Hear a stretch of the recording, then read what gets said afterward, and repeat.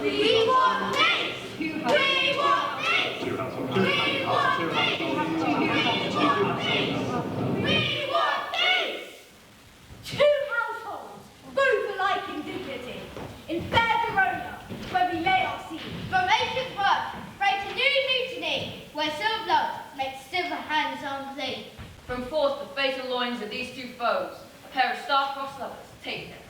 Whose misadventure piteous overthrow doth with their death bury their parents' strife. The fearful passage of their death-marked love and the continuance of their parents' rage. Which but their children's end, nor could remove, is now the chance traffic of our stage.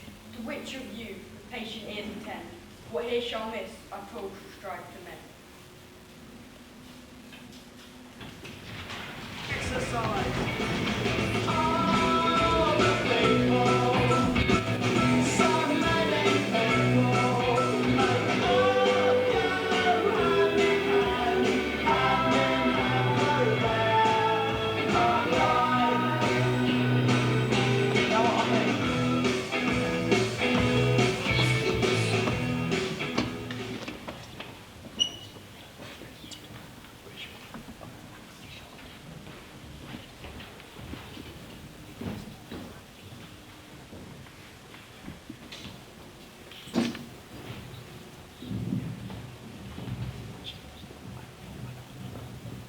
Gregory, on my word, we shall not carry coals. No, for them we should be qualities. I mean as in collar or draw. Aye, while you live, draw your neck out of the collar.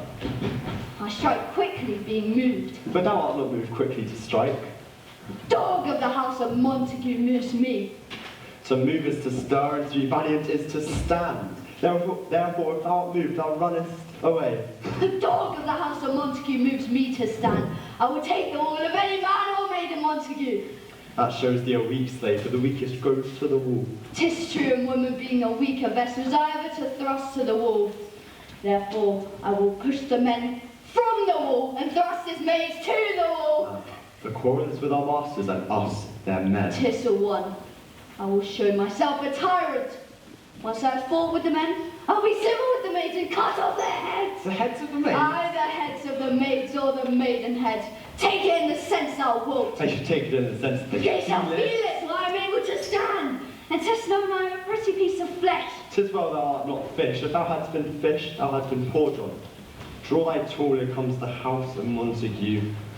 My naked weapon is outlaw. I will back thee. How? Turn thy back and Fear me run. not. No, Mary, I fear thee. Let the law be by our side, and let them begin. I shall frown as I pass by, and let them take it as they list. Near as I dare, I will bite my thumb at them, take it in the disgrace they wilt. Do you bite your thumbs, sir? I do bite my thumb, sir. Do you bite your thumbs, sir? Is the law by our sides if I say aye? No. I do not bite my thumb at you, sir, but I bite my thumb, sir. Do you quarrel, sir? Quarrel? Sir, no. What you do? I'm for you. I serve as good man for you, sir. Better. Well, sir. Say better, here comes one of our master's kinsmen. Better, sir. You lie! Draw if you be men. Gregory, remember that swatting blow.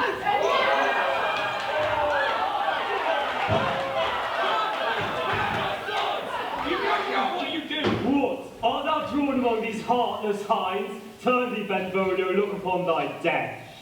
I do but keep the peace.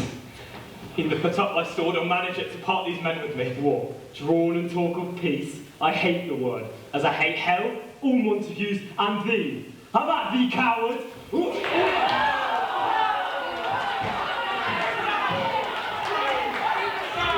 Down with the Capulets! Down with the Montagues! What noise is this? Oh, give me my long sword. Oh, a crutch, why call you for a sword? Oh, my sword, I say. Old Montague has come and flourished the blade in spite of me. Thou villain, Capulet! Told me not. Let me go! Thou cannot stir a foot to seek a foe. Rebellious subjects, enemies to peace, profaners of this neighbour-stained steel. Not here. Oh, you men, you beasts, that quench the fire with pernicious rage of purple fountains issuing from your veins. On pain of torture from those bloodied hands, throw your mistempered weapons to the ground, and hear the sentence of your moved prince. Free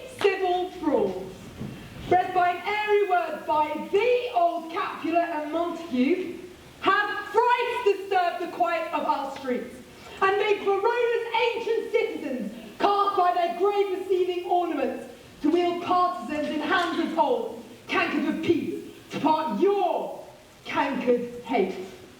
If you ever disturb these streets again, your lives shall pay for the forfeit of the peace. For this time, all rest depart away. You, Capulet, shall come along with me, and Montague, come you this afternoon to know our further pleasure in this case, to Old Freetown, our common judgment place. Once more, on pain of death, all men depart.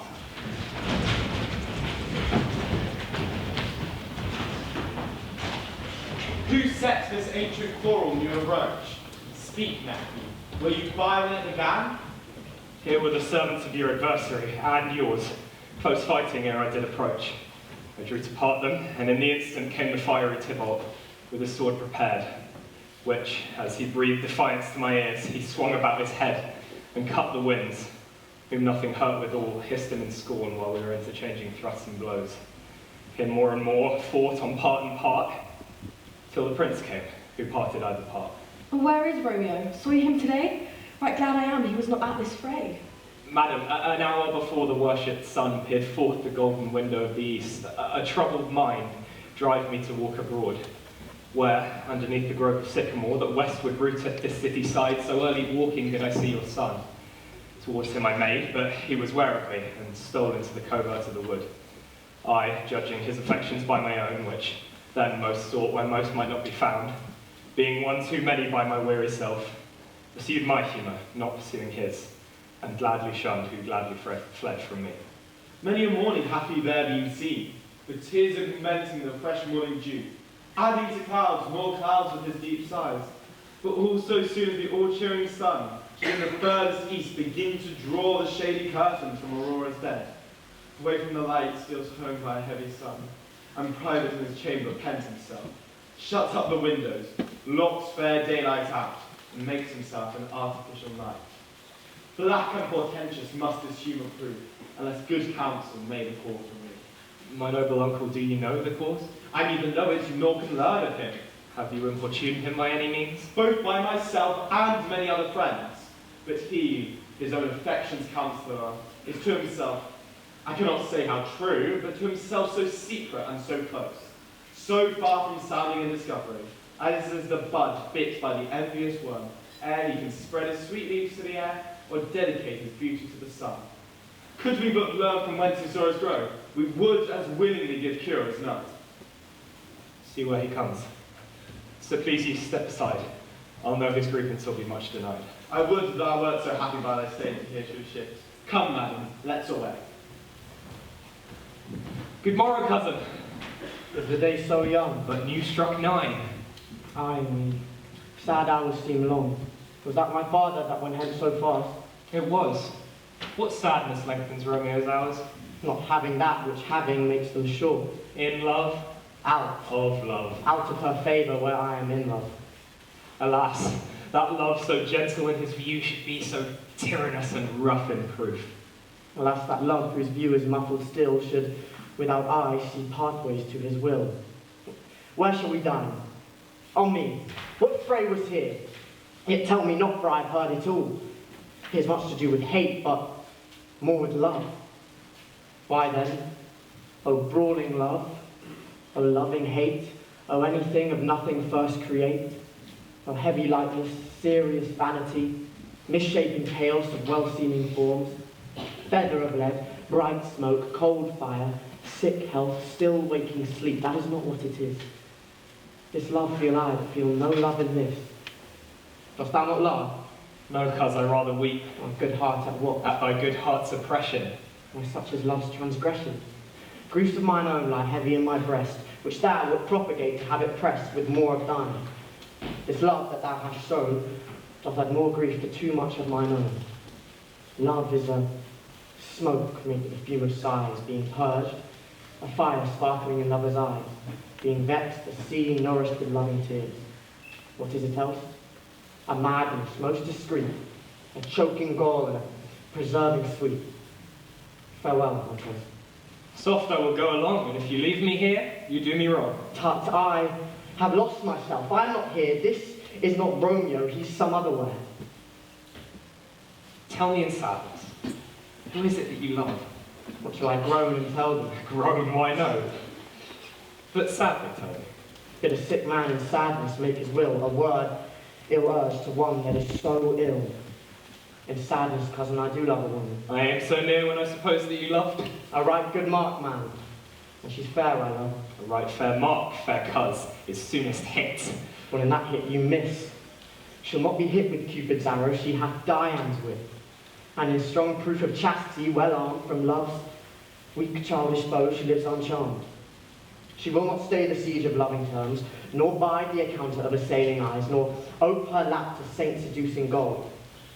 Oh, she is rich in beauty, only poor that when she dies, with beauty dies her store. Then she hath sworn that she will still live chaste? She hath, and in that sparing makes huge waste, for beauty starved with her severity, cuts beauty off from all posterity. She's too wise, too fair, wisely too fair to merit bliss by making me despair. She hath forsworn to love, and in that vow do I live dead that live to tell it now. Be ruled by me. Forget to think of her. Well, teach me how I should forget to think. By giving liberty unto thine eyes, examine other beauties. 'Tis the way to call hers exquisite and question more. These happy masks that kiss fair ladies' brows, being black, puts us in mind they hide the fair. He that is struck and blind cannot forget the precious treasure of his eyesight lost. Show me a lady that is passing fair. What doth her beauty serve, but as a note where I may read who passed that passing fair? Farewell. Thou canst not teach me to forget. I'll pay that doctrine, else die in debt.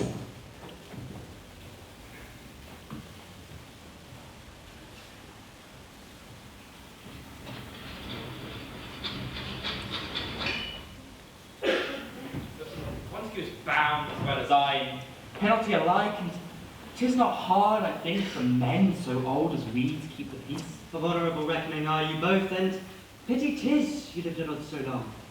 But now, sir, what say you to my suit? Saying over what I said before, my daughter is yet a stranger to this world. She hath not seen the change of 14 years. Let 2 more summers wither in their pride, ere we may think her right to be a bride. Younger than she, our happy mother's maid. And too soon marred those so early maids. Yeah, that's what I owe to all my hopes. But she is the hopeful lady of my earth. Woo her Paris, get her heart. My will to consent is but a part, and she agrees within her scope of choice. I to my consent and fair according voice. This night I hold an old accustomed feast where I'm invited many a guests, such as I love, and you, among the store. One more, most welcome, makes my number more. As my poor house looks to behold this night, earth-dwelling stars make the dark heaven light. Such comfort as do lusty young men feel, or well apparelled ape on the heel, of blooming winter treads, even such delights, among fresh bloomer buds, shall you not night. Inherit at my house, hear all see, and, like her most whose merit most shall be, which, on more view of many mind being one, may stand in number though, in reckoning none. Come, go with me. Sirrah!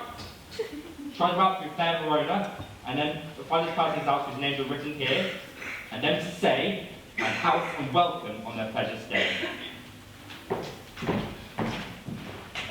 Find them out, whose names are written here. It is written that the shoemaker should meddle with his yard, and the tailor with his last, the fisher with his pencil, and the painter with his nets. But I am sent to find out whose names are written here, on this here paper, and can never find whom the writing person hath here writ. I must to the learned, in good time. Man, one fire burns out another's burning, one's pain lessened by another's anguish. Turn giddy, be halt with backward turning, one desperate grief cures with another's languish. Take thee to new infections of thine eye, and the rank poison of the old will die. Your plantain leaf is excellent for that. For what, I pray thee? For your broken shin. Why, Romeo, art thou mad?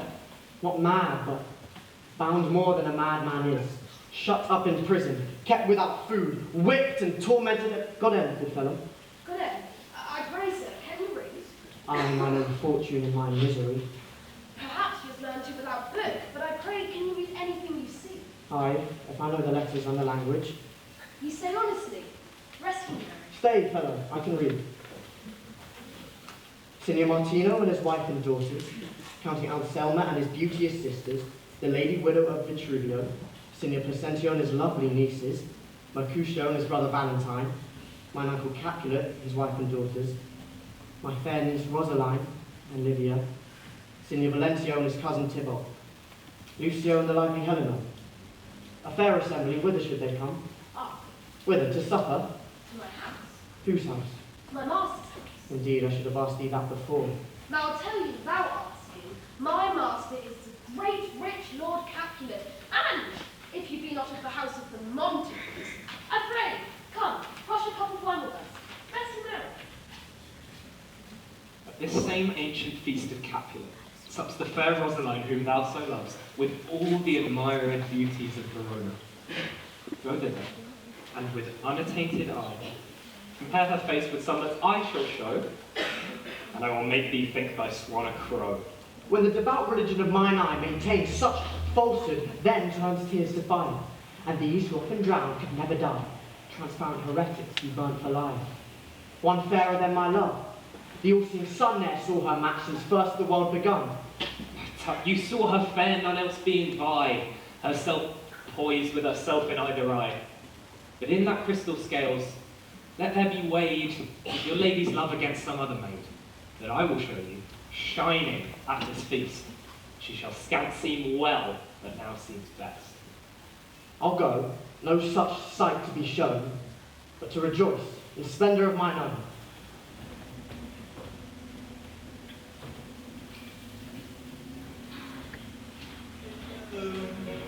Where people go to drink away their gloom.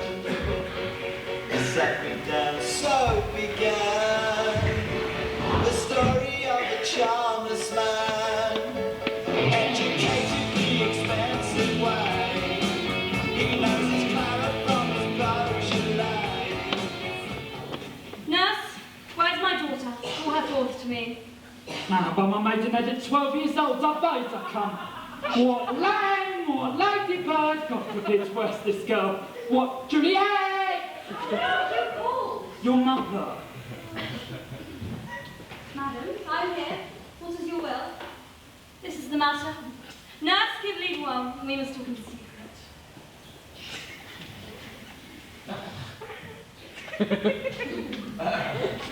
Nurse, come back again. I have remembered me, thou who is at council. Thou knowest my daughter's of a pretty age. Faith, I can tell her age unto an hour. She's not 14. I'll lay 14 of my teeth, and yet to my teeth be it spoken, I am but 4. She's not 14 yet now, and is it now to Lammersterd? A fortnight and odd days. Even or odds of all days, in the years come, Lammersterd, but not shall she be 14. Susan and she, God rest all Christian souls, were of an age. Well, Susan is with God now, she was too good for me. But as I said, on Lammersterd night shall she be 14, that shall she marry. I remember it well, 'tis 11 years since the earthquake, she was waned. I never shall forget it. For of all the days of the year, upon that day, for I had then laid wormwood to the nipple of my dug, sitting under the sun under the dove house wall. My lord and you were sent to Mantua. Nay, I do bear a brain. But as I said, when it did taste the wormwood from the nipple of my dug and felt it bitter, oh, pretty fool, to see it tetchy and fall out with the dug. Shake, quoth the dove house, 'twas no need after as I bid me trudge. And since that time it is 11 years, for she could stand high alone, no by the brute. She could have run and waddled all about, for even the day before she broke her brow. And my husband, God be with his soul, was a merry gentleman, took up the child. You, quoth he, dost thou fall upon thy face, that wilt fall backward, wilt thou not, Jewel? And pretty fool, instincted, said I. To think how such a jest should come about. I warrant that I shall not live 1,000 years. You, quoth my husband, dost thou fall upon thy face, that wilt fall backwards when thou wast forward, wilt thou not, Jewel? And pretty fool, instincted, said I. Enough of this, I pray thee! Hold thy peace. Yes, madam. Yet I cannot choose but laugh to think it should leave crying and say aye. for I warrant it had upon its brow a bump as big as a young cockerel stone, and it cried bitterly, Ye quoth my husband, dost thou fall upon thy face, that will fall backwards when thou comest of age, wilt thou not, Jewel? And pretty fool it stinted, and said I. Well, sit thou too, freely, say I. Peace, thy tongue. God mark me to his grace. Thou wast the prettiest babe that ever I nursed, and I might live to see thee married once. I have my wish. Marry. That marry is the very theme I came to talk of. Tell me, daughter Juliet, how stands your disposition to be married? It is an honour I dream not of. An honour? Were not I thine only nurse, I would say thou hast such wisdom from thy teats. Well, think of marriage now. Younger than you here in Verona, ladies of esteem are made already mothers. By my count, I was your mother much upon these years that you are now a maid. Thus, then, in brief, the valiant Paris seeks you for his love. A man, young lady, a man is all the world. Verona's summer hath not such a flower. Nay, in faith is a flower, a very flower is seen. What say you? Can you love the gentleman? This night you shall behold him at our feast. Read o'er the run with young Paris' face, and find delight with beauty's pen. Examine every married lineament, and see how one another lends content, and what obscuredness fair one lies, find written in the margin to his eyes. This precious little love, this unbound lover to eat by him only that's cuddle. The fish lives in the sea, and 'tis much pride, for fair without the fair within to hide. That book in many's eyes doth share the glory, that in gold clasps look in the golden story. So, shall you share all that he doth possess, by having him making yourself no less? No less, nay, bigger. Women grow by men. Speak briefly. Can you love of Paris' love? I'll look to like if looking like a move. But no more detail without my hand and your consent, just to make it fly. Madame, the guests are come. Supper served up, you called. My young lady asked for. The nurse, cursed in the pantry, everything in extremity. I must hence to wait. I beseech you, follow straight. We'll follow thee. Juliet, the county stays. Go, go, seek happy nights to happy days.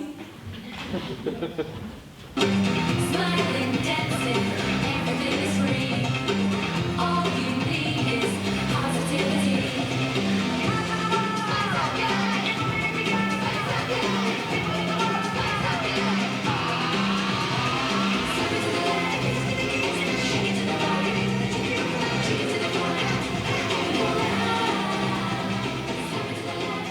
Shall this speech be spoke for our excuse, or shall we on without apology? The date is out of such prolixity. We'll have no Cupid hoodwinked with a scarf bearing a tartar's painted bow of laugh, scaring the ladies like a crow-keeper, nor, no, without but prologue, faintly spoke, after the prompter for our entrance. But let them measure us by what they will, we'll measure them a measure and be gone.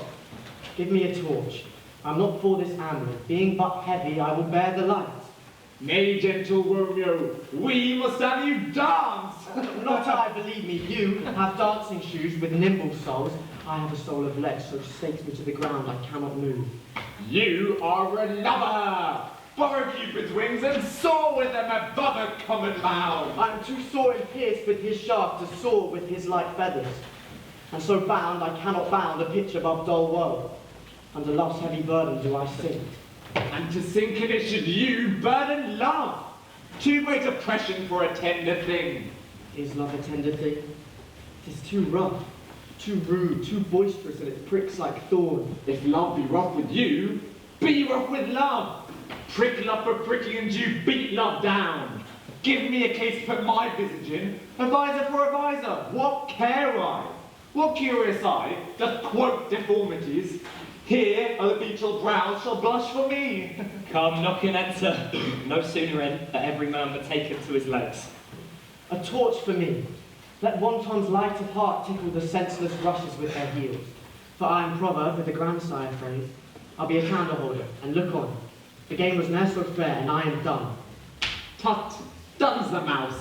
The constable's own word. And now done, will draw thee from the mire, or, save your reverence, love, wherein thou stickest up to the ears. Come, We burn daylight. Ho! Nay, that's not so. I mean, sir, in delay we waste our lights. In vain, light lights by day. Take our good meaning, for our judgment sits 5 times in that here once in our 5 wits. And we mean well in going to this mask, but 'tis no whit to go. Why, may one ask? I dreamt a dream tonight. And so did I. Well, what was yours? The dreamers often lie. In bed, asleep, where they do dream things true. Oh, then I see Queen Mab hath been with you. She is the fairy's midwife, and she comes in shape no bigger than an agate stone on the forefinger of an alderman, drawn with a team of little atomi over men's noses and as they lie asleep. Her chariot is an empty hazel nut, made by the joiner squirrel or old grub. Time out to mind the fairies' coachmakers. Her wagon spokes are made of long spinners' legs, the cover of the wings of grasshoppers, her traces of the smallest spider web, her whip of cricket's bone, the lash of film. Her wagoner, a small grey-coated gnat, not half so big as a round little worm pricked from the lazy finger of a maid. And in this state she gallops night by night through lovers' brains, and then they dream of love. On courtiers' knees that dream on curtsies straight, or a lawyer's fingers who straight dream on fees, or a lady's lips who straight on kisses dream. And sometimes she gallops o'er a courtier's nose, and then dreams he of smelling out a suit. Sometime comes she with a tied pig's tail, tickling a parson's nose as he lies asleep. Then he dreams of another benefice. And sometimes driveth she over a soldier's neck, and then dreams he of cutting foreign throats, of breaches, ambuscados, Spanish blades, of health 5 fathom deep. And then anon, drums in his ear, at which he starts and wakes, and, being disfrighted, swears a prayer or 2 and sleeps again. This is that very map that plats the manes of horses in the night, and bakes the elf locks in foul, sluttish hairs, which, once untangled, much misfortune bodes. This is the hag, when maids lie on their backs, that presses them and learns them first to bear, making them women of good carriage. This is she! Peace, peace, Mercutio, thou talkest of nothing. True, I talk of dreams, which are the children of an idle brain, begot of nothing but vain fantasy, which is then of substance as the air, and more inconstant than the wind who woos even now the frozen bosom of the north, which, being the sanguine, puffs away from thence, turning his side to the dew-dropping south. This wind you talk of blows us from ourselves. Supper is done, and we shall come too late. I fear too early. My mind misgives some consequence, yet hanging in the stars, shall bitterly begin his fearful date with this night's revels, and expire the term of a despised life closed in my breast by some vile forfeit of untimely death. But he that hath the steerage of my course, direct my sail, on, lusty gentlemen! Strike drum! This is the rhythm of the night. Oh yeah, the rhythm of the night. This is the rhythm of the night. My life. Oh yeah, the rhythm of the night.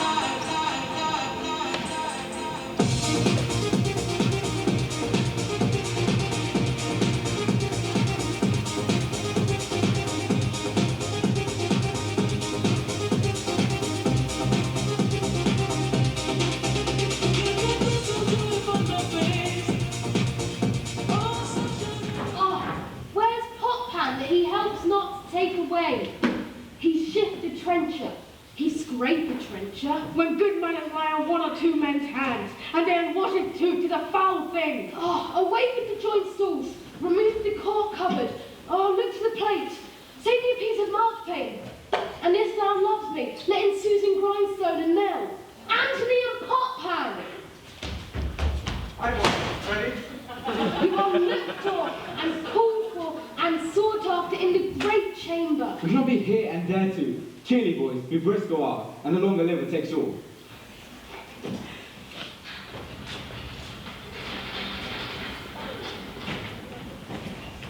Welcome, gentlemen. Ladies that have their toes unflavoured corns will have a bout with you.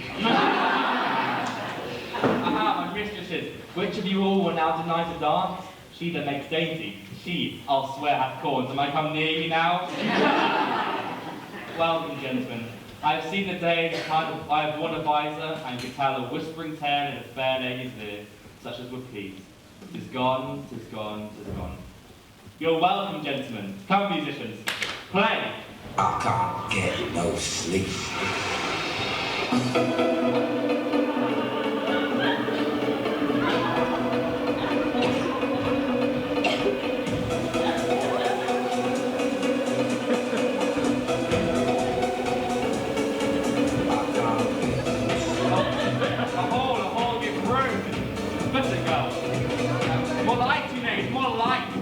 Turn the tables up, push the fire, it's grown too hot.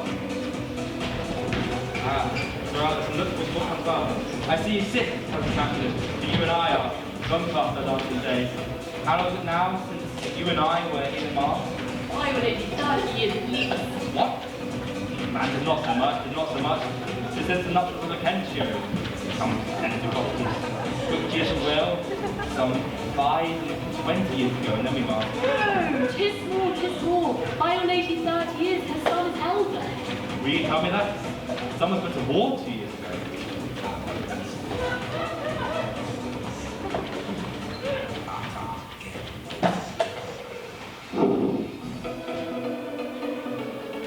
The lady's that which doth bewitch the hand of yonder man. She doth teach the torches to burn bright. It seems she hangs upon the cheek of night as a rich jewel in Ethiop's ear. Beauty too rich for use, for earth too dear. She shows a snowy dove trooping in crows, as yonder lady o'er her fellow shows. The measure done, I'll watch her places stand, and touching her, make blessed my rude hand. Did my heart love till now, to swear at sight, for I ne'er saw true beauty till this night. This by his voice should be a Montague. Fetch me my rapier, boy. What? There's a slave come hither, covered with an antique face, to fleer and scorn at our solemnity. Now, by the stock and honour of my king, to strike him dead, I hold it not to sin. Now, kinsman, wherefore storm ye so? Uncle, this is a Montague, our foe, a villain that is hither come in spite, to scorn at our solemnity this night. Young Romeo is it? See that villain Romeo. Content thee, lentil cards, let them alone. You bear them as courtly gentlemen, and say the truth. There are a ground for them to be a virtuous and well-governed youth. I will not walk the whole town here in my house doing this character. Therefore, be patient. Take no note of him.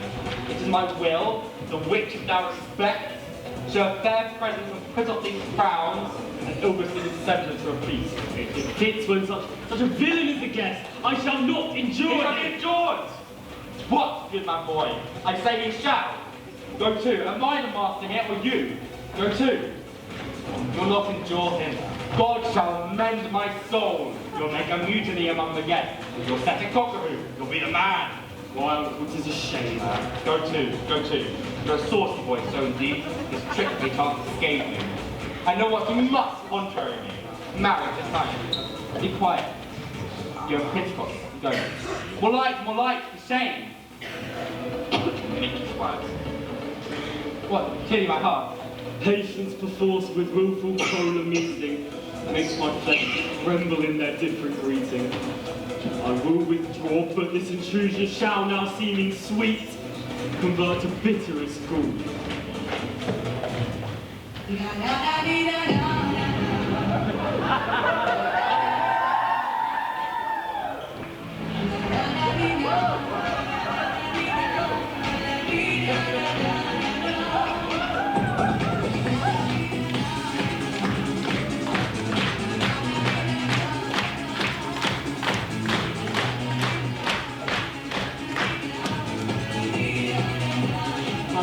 With my unworthiness hand, the dentist in the kiss. My lips to blushing pilgrims ready stand to smooth that rough touch with a tender kiss. Good pilgrim, you hold your hand too much. which manly devotion shows in this. For saints have hands that pilgrims' hands do touch, and palm to palm is holy palm. Have not saints' lips and holy palmers too? I pilgrim lips they must use in prayer. Oh then, dear saint, let lips do what hands do. They pray, grant thou, lest faith turn to despair. Oh, saints do not move, they grant the prayers take. Then move not while my prayers effect I take. Thus from my lips, by thine, my sin is purged.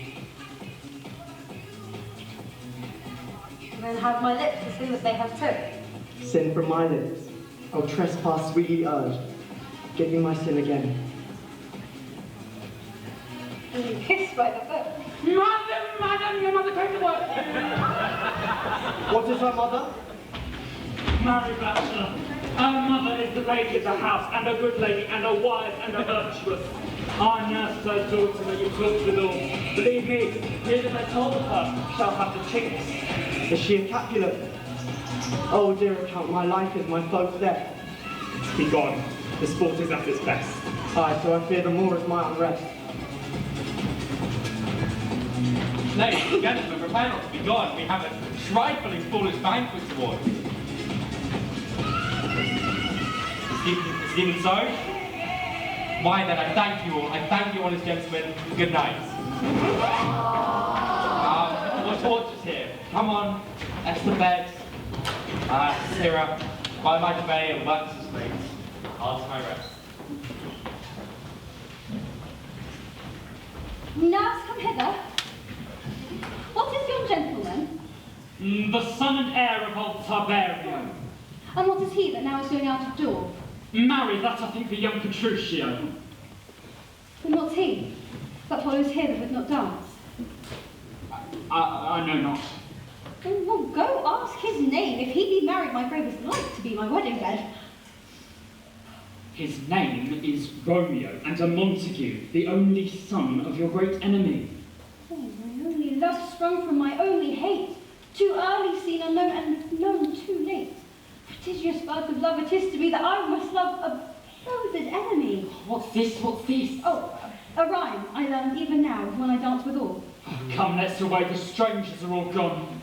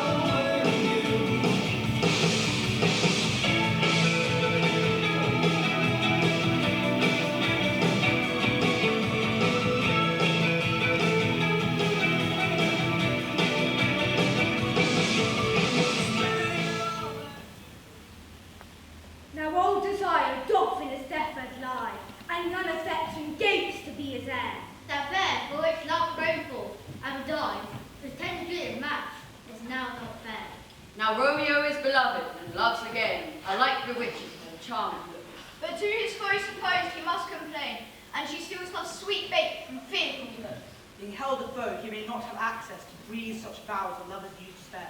And if too much in love, who means much less, to meet a new beloved anywhere.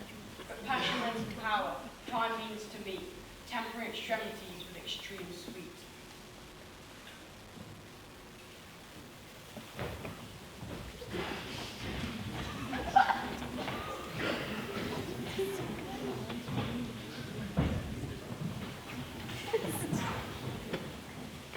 Can I go forward when my heart is here? Turn back, dollar, and find thy centre out. Romeo! My cousin Romeo! Romeo! He is wise, and, on my life, hath stolen home to bed. He ran this way and left this orchard wall. Call good Mercutio. Nay, I'll conjure too. Romeo, humors, madman, passion, lover! Hear thou in the likeness of a sigh. Speak but one rhyme, and I am satisfied. Cry but, I me, pronounce but love and dull. Speak to my gossip Venus one fair word, one nickname for her purblind son and heir, young Abram Cupid. He that shot so trim when King Cophetua loved the beggar maid. He heareth not, he stirreth not, he moveth not. The ape is dead, and I must conjure him. I conjure thee by Rosaline's bright eyes, by her high forehead and her scarlet lip, by her fine foot, straight leg and quivering thigh, and the domain that there adjacent lie, that in thy likeness thou appear to us. And if he hear thee, thou wilt anger him. This cannot anger him. 'Twould anger him to raise a spirit in his mistress's circle of some strange nature, letting her there stand till she had laid it and conjured it down. That was some spite. My invocation is fair and honest. In his mistress's name I conjure only but to raise up him. He is wise, and hath hid himself among the trees to be consorted with the humorous night. Blind is his love, and best befits the dark. If love be blind, love cannot hit the mark. Now will he sit under a medlar tree, and wish his mistress were that kind of fruit, as maids call medlars when they laugh alone. Oh, Romeo, that she were! Oh, that she were an open us, thou a popper in pair! Romeo, good night. I'll turn my truckle bed. This field bed is too cold for me to sleep. Come, shall we go? Go then. 'Tis in vain to seek him here that means not be found. He jests at scars but never felt a wound. But soft, what light through yonder window breaks? It is the east, and Juliet is the sun. Arise, fair sun, and kill the envious moon, who is already sick and pale with grief that thou, her maid, art far more fair than she. Be not her maid, since she is envious. Her vestal livery is but sick and green, and none but fools do wear it. Cast it off. 'Tis my lady. Oh, it is my love. Oh, that she knew she were. She speaks, yet she says nothing. What of that? Her eye discourses. I will answer it. I am too bold. 'Tis not to me she speaks. Two of the fairest stars in all the heaven having some business to entreat her eyes to twinkle in their spheres till they return. What if her eyes were there, they in her head? The brightness of her cheek would shame those stars as daylight doth a lamp. Her eyes would through the airy region stream so bright that birds would sing and think it were not night. Or see how she leans her cheek upon her hand. Oh, that I were a glove upon that hand, that I might touch that cheek. Oh, ay me. She speaks. Oh, speak again, bright angel, for thou art as glorious to this night being over my head as a winged messenger of heaven unto the white upturned wandering eyes of mortals that fall back to gaze on him as he bestrides the lazy puffing clouds and sails upon the bosom of the air. Oh, Romeo, Romeo, wherefore art thou Romeo? Deny thy father and refuse thy name, or thou wilt not. He but sworn my love, and I'll no longer be a Capulet. Shall I hear more, or shall I speak of this? 'Tis but thy name that is my enemy. Thou art thyself, though not a Montague. What's a Montague? Which is nor hand, nor foot, nor arm, nor face, nor any other part belonging to a man. Oh, be some other name. What's in a name? That which we call the rose. By any other name would smell as sweet, so Romeo would, were he not Romeo called, retain that dear perfection which he owes without that title. Oh, Romeo doff thy name, and for thy name, which is no part of thee, take all myself. I take thee at thy word. Call me but love, and I'll be new baptized. Henceforth I never will be Romeo. What man art thou that thus bescreened in night so stumblest on my counsel? By a name I know not how to tell thee who I am. My name, dear Saint, is hateful to myself because it is an enemy to thee. Had I it written, I would tear the word. My ears have not yet drunk 100 words of thy tongue's utterance, and yet I know the sound. Art thou not Romeo and a Montague? Neither, fair maiden, be thee disliked. How camest thou hither? Tell me, and wherefore? The orchard walls are high and hard to climb, the place death, considering who thou art, if any of my kinsmen find thee here. With love's light wings that I will perch these walls, for stony limits cannot hold love out, and what love can do that dares love attend. Therefore thy kinsmen are most stopped in me. If they do see thee, they will murder thee. Alack, there lies more peril in thine eye than 20 of their swords. I would not Look thou but sweet, and I am proof against their enmity. I would not for the world they saw thee here. I have night's cloak to hide me, and but thou love me, let them find me here. My life were better ended by their hate than death prorogued wanting of thy love. By whose direction foundst thou out this place? By love, that first did prompt me to inquire. He lent me counsel, and I lent him mine. I'm no pilot, yet wert thou as far as that vast shore washed with the farthest sea, I should adventure for such merchandise. And thou knowest the mask of night is on my face, else would a maiden blush repaint my cheek for that which thou hast heard me speak tonight. Fain would I dwell on form, fain deny what I have spoke, but farewell compliment. Dost thou love me? Oh, I know thou wilt say I, and I will take thy word, yet if thou swearest, thou mayest prove false. At lovers' perjuries they say, Jove laughs. Gentle Romeo, if thou dost love, pronounce it faithfully. Or, if thou thinkest I am too quickly won, I'll frown and be perverse, and say thee nay so thou wilt prove, but else not for the world. In truth, fair Montague, I am too fond, and therefore thou mayest think my behaviour light, but trust me, gentlemen, I will prove more true to you than those that have more cunning to be strange. I should have been more strange, I must confess, but that thou overheardest ere I was where my true love's passion. Therefore pardon me, and not impute this yielding to light love which the dark night hath so discovered.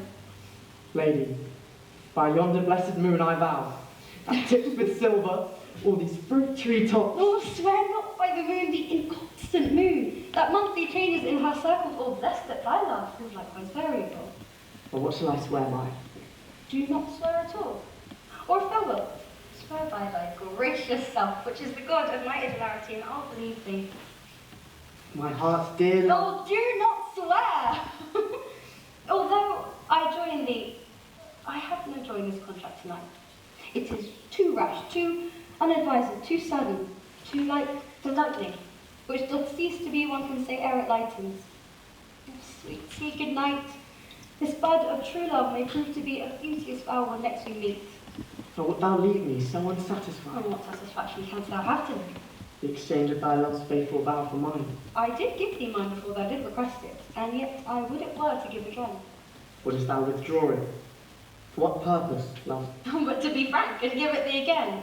And yet, I wish but for the thing that I have. My bounty is as boundless as the sea. My love is deep. The more I give to thee, the more I have, for both are infinite. Juliet! I hear a noise within. Dear love, adieu. Juliet! I come anon! Sweet Montague, be true. Stay but a little, I will come again. Oh, blessed, blessed night. I am afeard being a night, all this is but a dream. Too flattering sweet to be substantial. 3 words, dear Montague, and good night.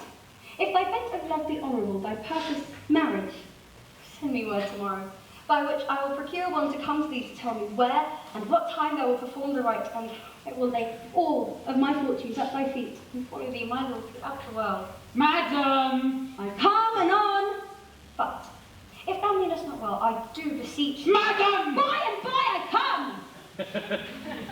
To cease thy strife, and leave me to my grief. Tomorrow I will send. So thrive my soul. 1,000 times good night. 1,000 times the worse to want thy life. Love goes toward love as schoolboys from their book, but love from love toward school with heavy looks. Hist, Romeo, hist. Oh, for a falconer's voice I would throw this tassel gentle back again. Bondage is horse, else would I tear the cave where echo lies, and make her every time more horse than mine with repetition of my Romeo's name. It is my soul that calls upon my name. How silver sweet sound lovers' tongues by night, like softest music to attending ears. Romeo, My knives. what o'clock tomorrow shall I send for thee? by the hour of 9. I will not fail. 'Tis 20 years till then. I have forgotten why I did call you back. Well, let me stand here till thou remember it. I shall forget. To have thee still stand here, remembering how I love thy company. And I'll still stay. To have thee still forgetting any other home but this. Oh, it is almost morning. I would have thee gone yet no further than a wanton spud. Thou lets pop little from her hand, like a prisoner in his twisted jeeves, and pulls it back, ever so jealous loving of his liberties. I would I were thy bird. So would I. Yet I would kill thee with much cherishing. Good night, good night. Parting is such sweet sorrow. I shall say good night till it be morrow. Sleep dwell upon thine eye, peace in thy breast. Would I was sleep, and peace so sweet to rest. Hence will I to my ghostly sire's close cell, his help to crave, and my dear hap to tell.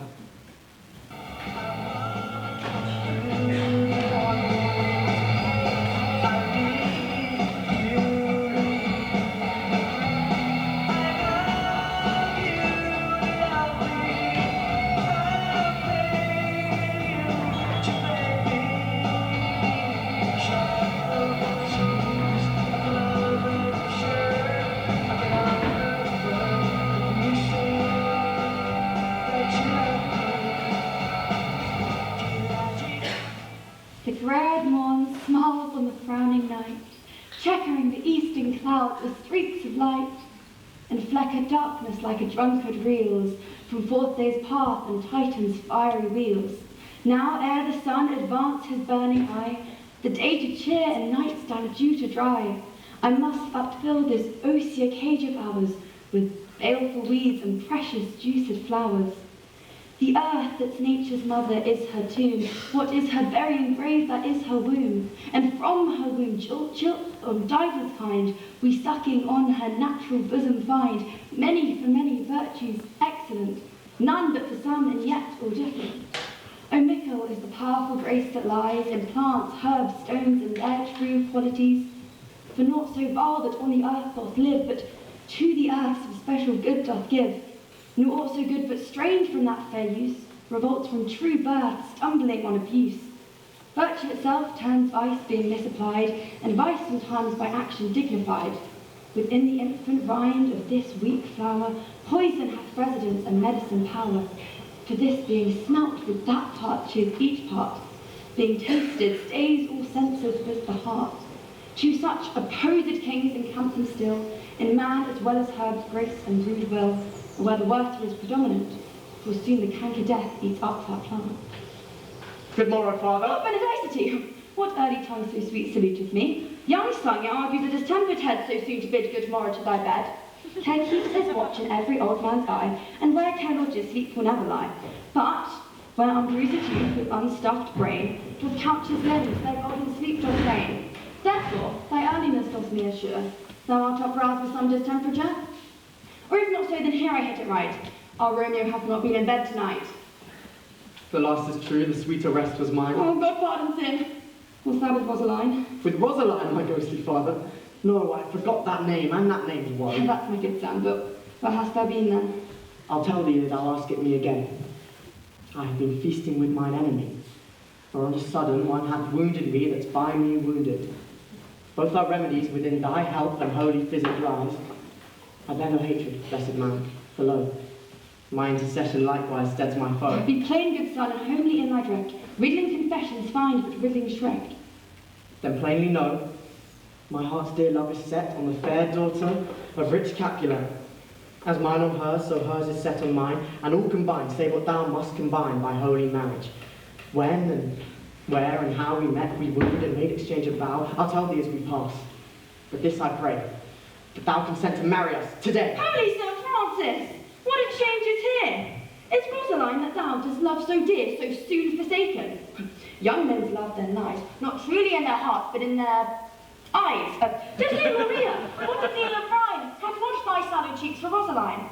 How much salt water thrown away in waste, to season love that of it doth not taste? Hath the sun not yet thy sighs from heaven clears, thy old groans ring yet in my ancient ears. Lo, Here upon thy cheek the stain doth sit, of an old tear that is not washed off yet.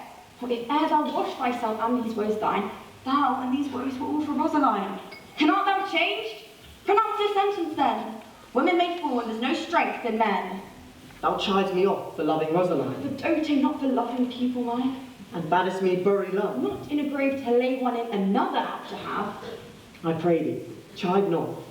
Her I love now, doth grace for grace and love for love allow. The other did not so. Oh, she knew well thy love did read by rote that could not spell.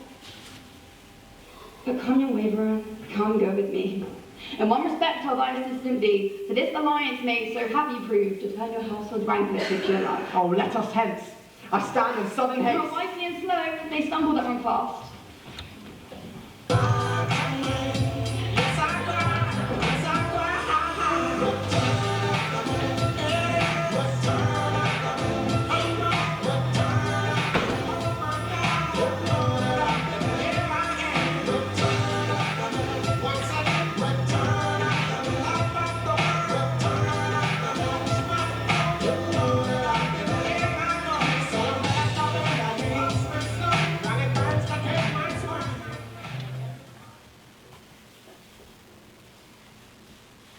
Where the devil should this Romeo be? Came in at home tonight? Not to his father's. He spoke with his man. Why, that same pale, hard-hearted wench, that Rosaline, torment him so that he will sure run mad. Tybalt, the kinsman to old Capulet, has sent a letter to his father's house. Challenge? Oh, my life. Romeo will answer it. Any man that can write may answer a letter. Nay, he will answer the letter's master. How he dares being dared. Alas, poor Romeo, he is already dead, stabbed with a white wench's black eye, run through the ear with a love song, the very pin of his heart cleft with the blind bow boy's butt shaft. And is he a man to encounter Tybalt? Why, what is Tybalt? More than Prince of Cants. Oh, he's the courageous captain of compliments. He fights as use in Brixton, keeps time, distance, and proportion. He rests as men rests, 1, 2, and the third in your bosom. The very butcher of a silk button. A duelist, a gentleman of the very first house, of the first and second cause. Ah, the immortal Passado, the Punta Reverso, the Hive. The what? The pox of such antic, lisping, affecting fantasticos. These new tuners of accent. By Jesu, a very good blade, a very tall man, a very good whore. Why, is not this a lamentable thing, grandsire, that we should be thus afflicted with these strange flies?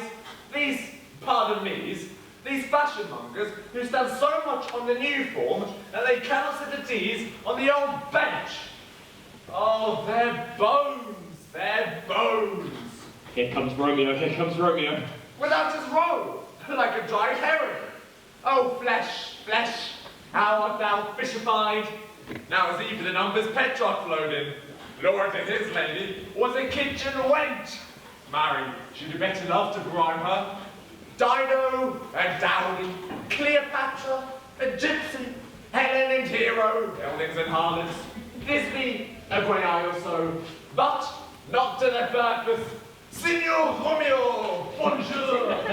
There's a French salutation for you French slop. You gave us a counterfeit fairly last night. A good morrow to you both. What counterfeit did I give you? The slip, sir! The slip!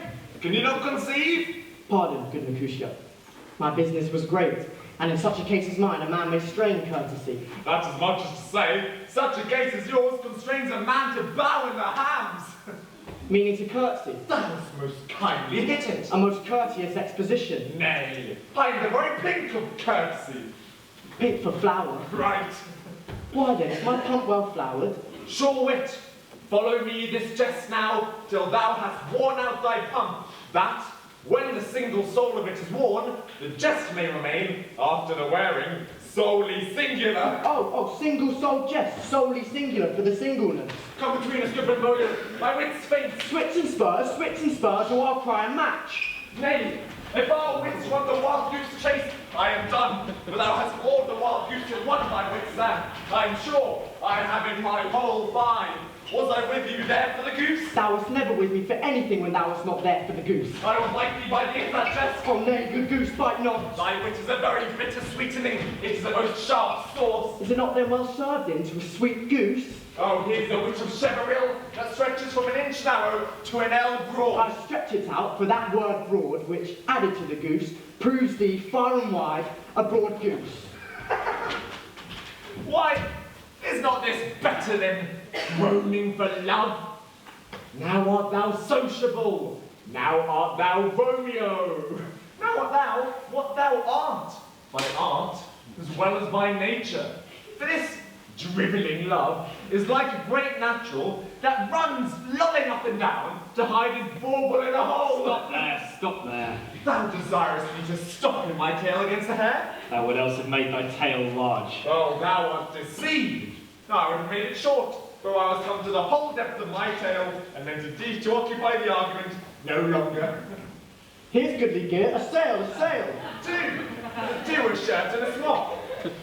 Peter! Anon, my friend Peter. Good Peter, to hide her face, for her back's the fairer face. God ye Gomorrah, gentlemen. God ye good end, fair gentlemen. Is it good end? 'Tis no less, I tell thee, for the bawdy hand of the dial is now upon the pinnace of noon. What upon you, what a man are you? One gentlewoman that God hath made himself to mark. By my troth, it is well said, for himself to mark, quoth thee. Gentlemen, could any of you tell me where I might find the young Romeo? I can tell you, but young Romeo will be older when you have found him than he was when you sought him. I'm the youngest of that name, for fault of the worst. You say well. Yeah, is the worst well? Very well took, invade wisely, wisely. If you be he, sir, I desire some confidence with you. She will indict him to some supper. Aboard! Aboard! Aboard! So home! What hast thou found? No hair, sir, unless a hair, sir, in a Lenten pie. That is something stale and hoar ere it be spent. An old hair whore and an old hair whore is very good meat in Lent. For a hair that is hoar is too much for a store, when it was ere it be spent. Romeo, will you come to your father's? We'll to dinner thither. I will follow you. Farewell, ancient lady. Farewell, lady. Lady, lady. I pray you, sir, what saucy match was this? What was so full of this rosemary? One good nurse that loved to hear himself talk, and will speak more in a minute than he will stand to in a month. And you speak anything against me, and I'll take him down, and I will lustier than he is than any 20 such decks. And if I cannot, I'll find those that shall. Scurvy knave, I'm none of his flick heels, I'm none of his skeins, mate. And thou must stand by too, and suffer every knave to use me at his pleasure. I saw no man use you at his pleasure. If I had, my weapon should quickly have been out. I warrant you, I dare draw as soon as another man, if I see occasion in a good quarrel and the law on my side. Now, for God, I am so vexed that every part about me quivers. Scurvy knave. Pray you, sir, a word. Now, as I said, my young lady bid me inquire you out. What she bid me say, I will keep to myself. But first, let me tell you. If ye should lead her into a fool's paradise, as they say, it would have been a gross kind of behaviour, as they say. For the gentlewoman is young, and therefore, if you should deal double with her, truly, it were an ill-gotten thing to be offered to any gentlewoman, and very weak dealing. Nurse, commend me to thy lady. I protest unto thee. Oh, good-hearted and faithful, will tell her as much. Lord, she will be a joyful woman. What wilt thou tell her, nurse? Thou dost not mark me. I will tell her, sir, that you do protest, which, as I take it, is a gentlemanlike offer. Bid her devise some means to come to Shrift this afternoon. There she shall, at Friar Lawrence's cell, be shrined and married. Here is for thy pains. No, truly, sir, not a penny. Go to, I say you shall. This afternoon, sir. Well, she shall be there. And stay, good nurse, behind the abbey wall. Within this hour my man shall be with thee, and bring thee cords made like a tackled stair, which to the high-top gallant of my joy must be my convoy in the secret night. Farewell, be trusty, and I'll quit thy pains. Farewell, commend me to thy lady. God in heaven bless thee. Hark ye, sir. What sayest thou, my dear nurse? Is your man secret? Did you never hear say two make it counsel, putting one away? Warrant thee, my man's as true as steel. Ah, yes, my lady's the sweetest thing. Lord, when 'twas a little prating thing. Oh, when there was a nobleman in town, one Paris, what would fain lay knife aboard. But she, good soul, hath seen a leaf of toad, a very toad as see him. I anger her sometimes and tell her that Paris is the proper man. But I warrant you, when I say so, she turns as pale as any clouds in the versal world. Doth not Rosemary and Romeo begin with the same letter? Aye, nurse, what's of that, both with an R? Ah, mocker, that's the dog's name. R is for the... No, I know it begins with some other letter. And she hath the prettiest sententiousness of it, of you and Rosemary, that I think it do you good to hear.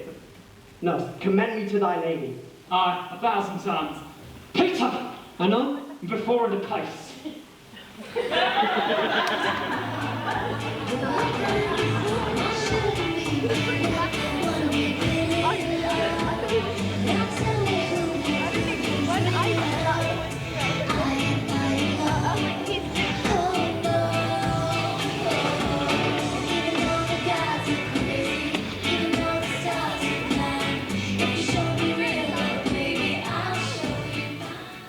The clock hath struck 9 before I did send for the nurse. In half an hour she promised to return to me. But perchance she cannot meet him. That is not so. Oh, she is lame! Love's herald should be thoughts that 10 times faster glide over sun's beams. Hath she affections and warm youthful blood? My words would bandy her to my sweet love and his to me. But old folks, many feign as if they were dead, unwieldy, slow, heavy, and pale as lead. Oh, God, here she comes. Honey nurse, what news? Hast thou met with him? Send my man away. Peter, stay at the gate. Now, nurse, oh, why lookest thou so sad? If thy news be sad, yet tell them merrily. Or if thy news is merry, thou shamest this music of such sweet sound, with so sour a face. I'm a-weary, give me leave a while. Fire, how my bones ache. What John have I had? I would I had thy bones and I thy news. Nay, I pray thee, nurse, speak. Speak, do not haste. Can you not stay a while? Do you not see that I am out of breath? How art thou out of breath if thou hast the breath to tell me that thou art out of breath? The excuse that thou dost give in this delay is poorer than the excuse that thou dost excuse. Nurse, speak. Well, you have made a simple choice. You know not how to choose a man. Romeo, no, not he. Though his face be better than any man's, yet his leg excels all men's. And for a hand, and a foot, and a body, though they be not be talked on, yet they are past compare. He is not the flower of courtesy, but I warrant him as gentle as a lamb. Go thy ways, wench, serve God. What, have you done at home? No, but all of this I did know before. What says he of our marriage? Lord, how my head aches. Oh, what a head have I. It beats as it would fall in 20 pieces. My back at the other side. Oh, my back, my back. My back.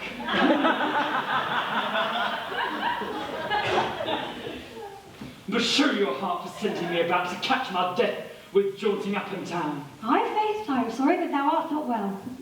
Sweet. Tell me, what says my love? Your love says, like an honest gentleman, and a kind, and a wise, and I warrant a virtuous. Where is your mother? Where is my mother? Why, she is within. Where should she be? How oddly thou repliest. Your love says, like an honest gentleman, Where is your mother? God, lady dear, are you so hot? Marry, come up our trap. Is this the poultice for my aching bones? What coil? What says Romeo? Have you got leave to go to shrift today? I have.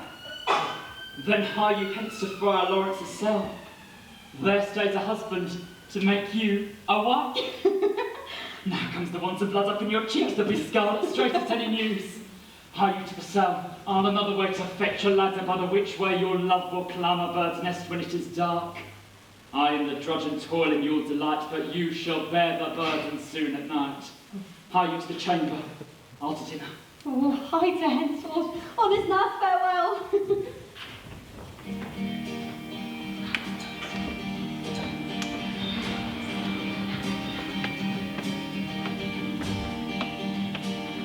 Swing, swing, swing the step. You wear those shoes and that railway dress. Oh, kiss me beneath the American twilight. Leave me. So smile the heavens upon this holy act, that after hours with sorrow chide us not. Amen, amen. But come what sorrow can, it cannot countervail the exchange of joy that one short minute gives me in her sight. Do thou but close our hand with holy words, then love-devouring death do what you dare. 'Tis enough I may but call her mine. These violent delights have violent ends, and in their triumph I, like fire and powder which as they kiss consume. The sweetest honey is loathsome in its own deliciousness, and in the taste confounds the appetite. Therefore love moderately, long love doth so. Too swift arrives as tardy is too slow. Here comes the lady. Oh, so light a foot will never out the everlasting flint. A lover may bestride the gossamer, the idols and the wanton summer air, and yet not fall, so light is vanity.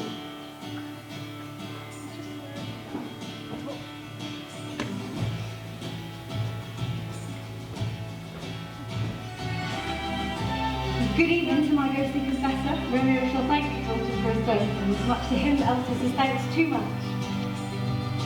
Juliet, the measure of thy joy be heaped like mine, and that thy skill be more to blazoners, that sweeten with thy breath this neighbour air, and with rich music tongues unfold the imagined happiness that both receive in either by this dear encounter.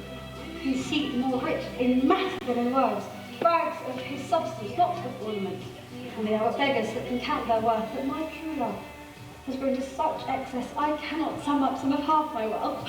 Come with me, and we shall make short work, for by your leaves you shall not stay alone, to holy church incorporate two of one.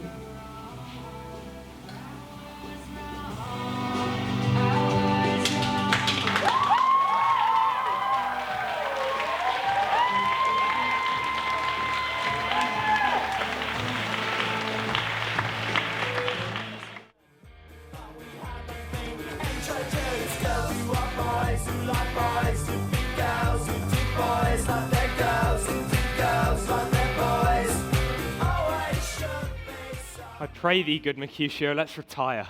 The day is hot, the couples are abroad, and if we meet, we shall not escape a brawl. For now, these hot days is the mad blood stirring. Thou art like one of these fellows that, when he enters the confines of a tavern, claps me his sword upon the table and says, God send me no need of thee. And by the operation of the second cup, draws him on the draw, when indeed there is no need. Am I like such a fellow? Come, come. Thou art as hot a jack in thy mood as any in Italy, and as soon moved to be moody, and as soon moody to be moved. And what two? Nay, and there were two such, we should have none shortly, for one would kill the other. Thou, why thou wilt quarrel with a man that hath a hair more or a hair less in his beard than thou hast. Thou wilt quarrel with a man for cracking nuts, having no other reason but because thou hast hazel eyes. What eye but such an eye would spy out such a quarrel?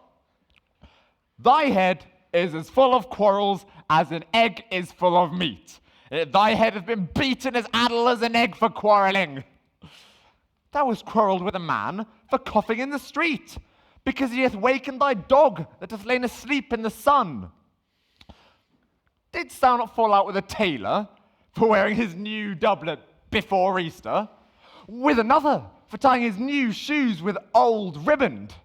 And yet thou wilt tutor me from quarrelling. And I were so apt to quarrel as thou art, any man should buy the fee simple of my life for an hour and a quarter. The fee simple? Oh, simple. By my head, here come the Capulets. By my heel, I care not. Follow me close, gentlemen, for I will speak to them. Good Ian, a word with one of you. And but one word with one of us? Couple it with something. Make it a word and a blow. You shall find me apt enough to that, sir, and you will give me occasion. Could you not take some occasion without giving? Mercutio, thou consortest with Romeo. Consort? What? Dost thou make us minstrels? And thou make minstrels of us look to hear nothing but discords. Here's my fiddlestick. Here's that shall make you dance. Zounds, consort. We talk here in the public haunt of men.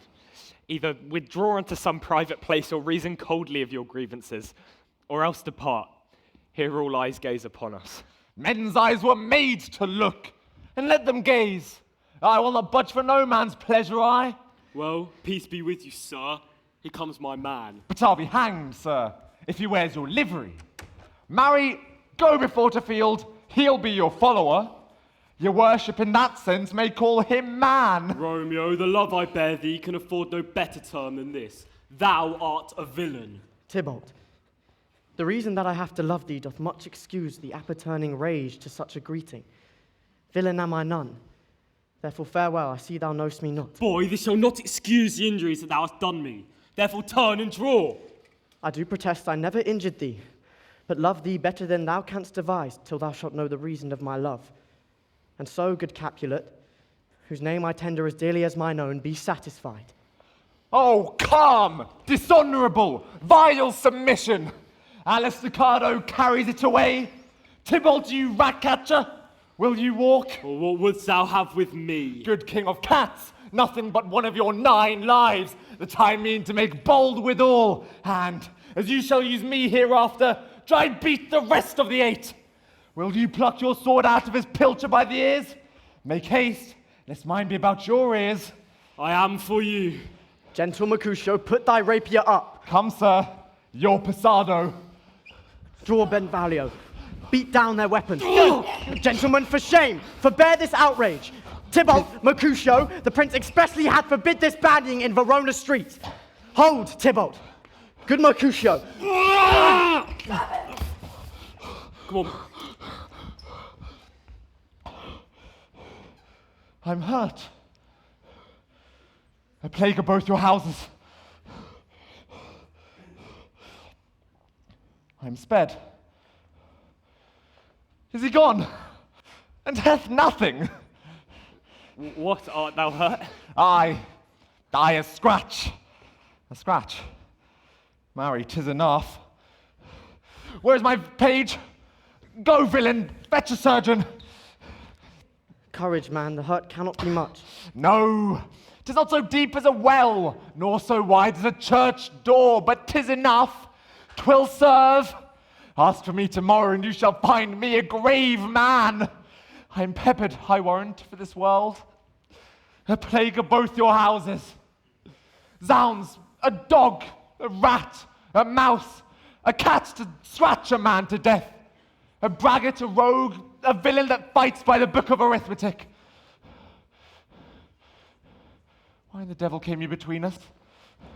I was hurt under your arm. I thought all for the best. I'm in some house before I shall faint. The plague of both your houses! They have made worms meat of me. I have it, and soundly too. Your houses! This gentleman, the prince's near ally, hath had his mortal hurt in my behalf. My reputation stained by Tybalt's slander. Tybalt that an hour hath been my cousin. Ah, sweet Juliet, thy beauty hath made me effeminate, and in my temper softened valor's steel. Oh, Romeo, brave Mercutio is dead. That gallant spirit hath aspired to the clouds which too untimely here did scorn the earth. This day's black fate on mo days doth depend. This but begins the woe, others must end. Here comes the furious Tybalt again. Again in triumph. and Mercutio slain. Away to heaven respective lenity, and fiery-eyed fury be my conduct now. Now, Tybalt, take the villain back again, which late thou gavest me, for Mercutio's soul is but a little way above our heads, staying for thine to keep him company. Either thou, or I, or both must go with him.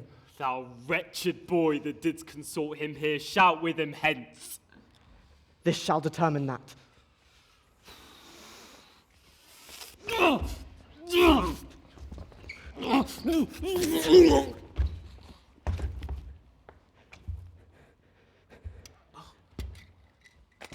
Romeo, be gone, away. The citizens are up and Tybalt slain. Stand not amazed. The prince will doom thee death if thou art taken. Be gone away! Oh, I'm fortune's fool. Why dost thou stay?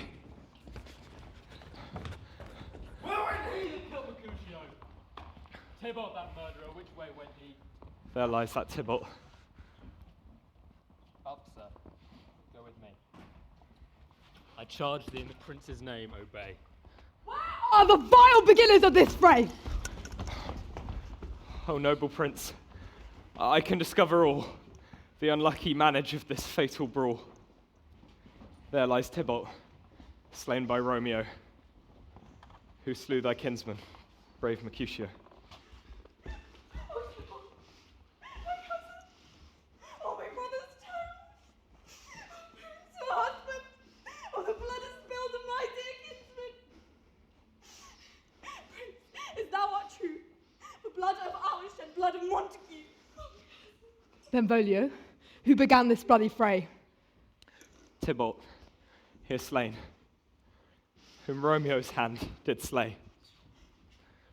Romeo that spoke him fair, bid him bethink how nice the quarrel was, and urged with all your high displeasure. All this uttered with gentle breath, calm look, knees humbly bowed, could not take truce with the unruly spleen of Tybalt, deaf to peace, but that he tilts with piercing steel at bold Mercutio's breast, who, all as hot, turns deadly point to point, and with a martial scorn, with one hand beats cold death aside, and with the other sends it back to Tybalt, whose dexterity retorts it. Romeo, he cries aloud, "Hold, friends, friends, part!" And swifter than his tongue twixt them rushes, underneath whose arm an envious thrust from Tybalt hit the life of stout Mercutio.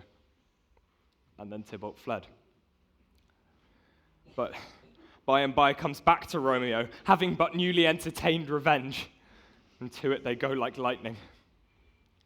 For ere I could draw to part them, was stout Tybalt slain. Then did Romeo turn and fly. This is the truth. Or let Benvolio die.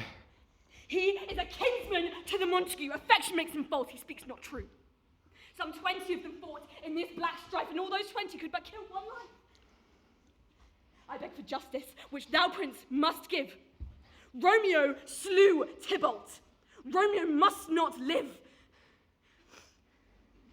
Romeo slew him. He slew Mercutio. Who now the price of his dear blood doth owe? Not Romeo. Prince, he was Mercutio's friend. His fault concludes that, but what the law should end, the life of Tybalt. And for that offence, immediately we do exile him hence. I have an interest in your hate proceeding. My blood for your rude brawls doth lie a-bleeding, and on a mercy so strong and fine that you shall all repent the loss of mine. I will be deaf to plead and excuses, nor tears nor prayers shall purchase our abuses, therefore use none. Let Romeo hence in haste, else if he's found, that hour is his last. Bear hence this body, and attend our will. Mercy but murderers, pardoning those that kill. You wanna live like common people. You wanna see whatever common people see. Wanna sleep with common people. You wanna sleep with common people like me. But she didn't. understand. And she just smiled and held my hand. I went to flagship of the shop. Cut your hair and get a job. Oh, gallop apace, you fiery-footed steeds, towards Phoebus' lodging. Such a wagoner as Phaeton would whip thee to the west and bring in cloudy night immediately. Spread thy closed curtain, love-performing night. Come, night, come, Romeo, come thou day in night.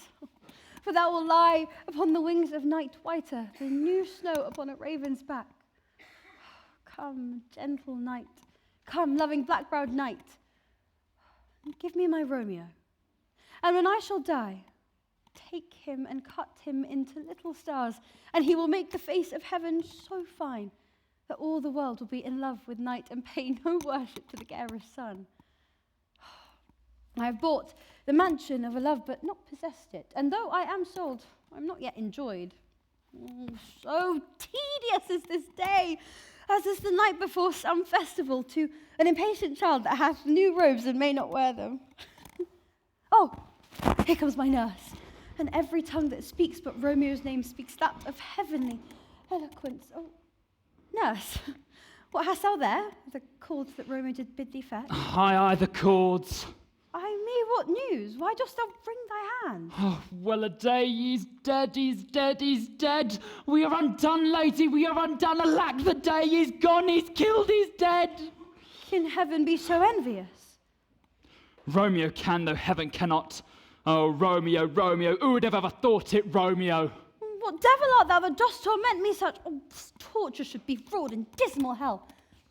Hath Romeo slain himself? Or say thou but I. And that bare-faced fowl I shall poison more than the death-darting eye of cockatrice. I am not I, if there be such an eye, or that eye shut, then make thee say I. If Romeo is slain, say I, or if not, say no. Brief sounds determine of my weal or woe. I saw the wound, I saw it with mine eyes. God saved the mark, here on his manly breast. A piteous course, a bloody piteous course.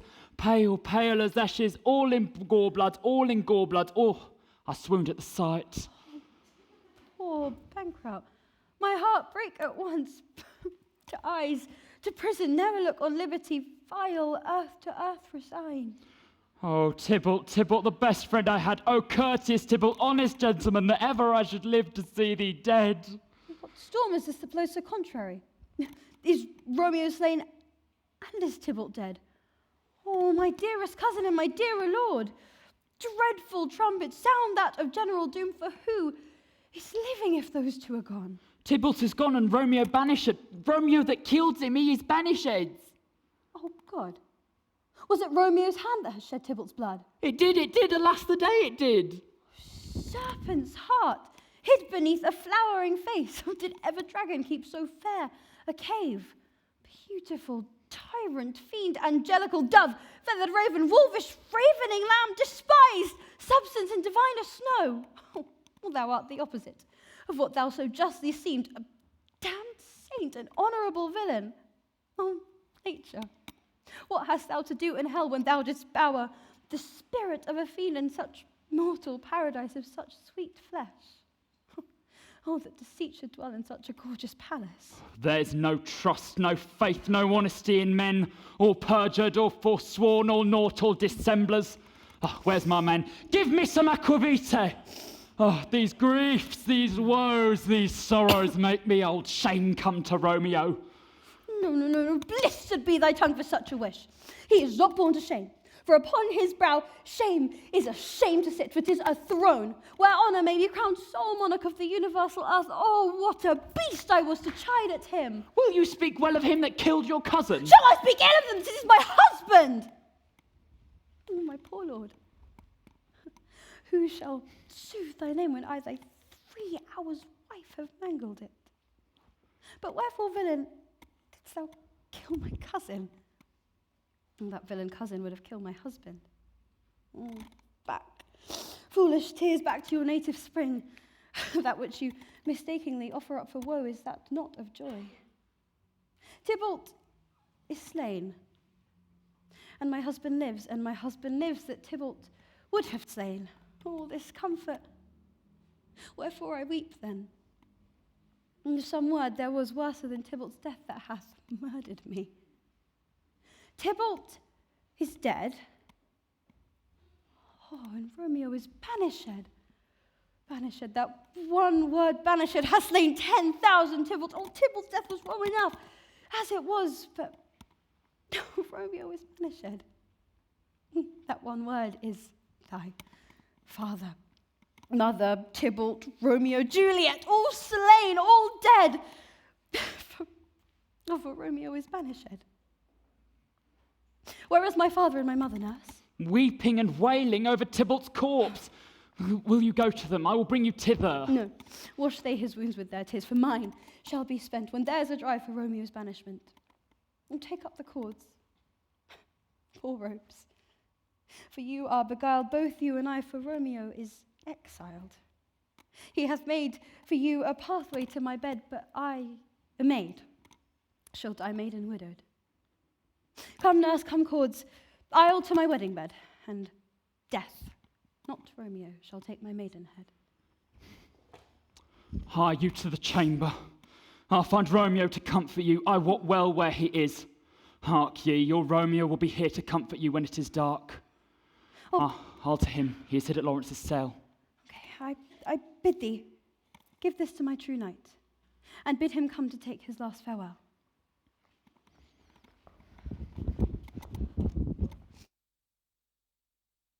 What a wicked thing to say. You never felt this way. What a wicked thing to do, to make me dream of you. And I don't wanna fall in love.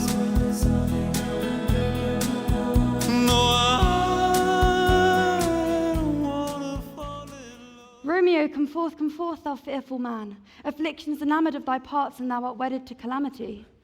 Father, what news? What is the prince's doom? What sorrow craves acquaintance by my hand that I yet know not? Too familiar is my dear son with such sour company.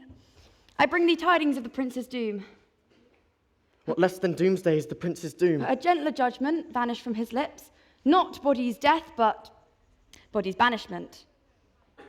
Banishment. Be merciful, say death.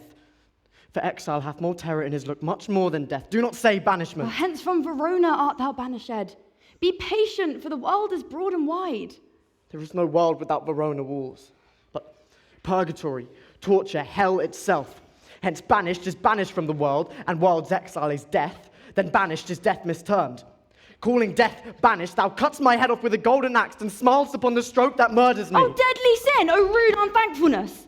Thy fault our law calls death, but the kind prince, taking thy part, hath rushed aside the law and turned that black word death to banishment.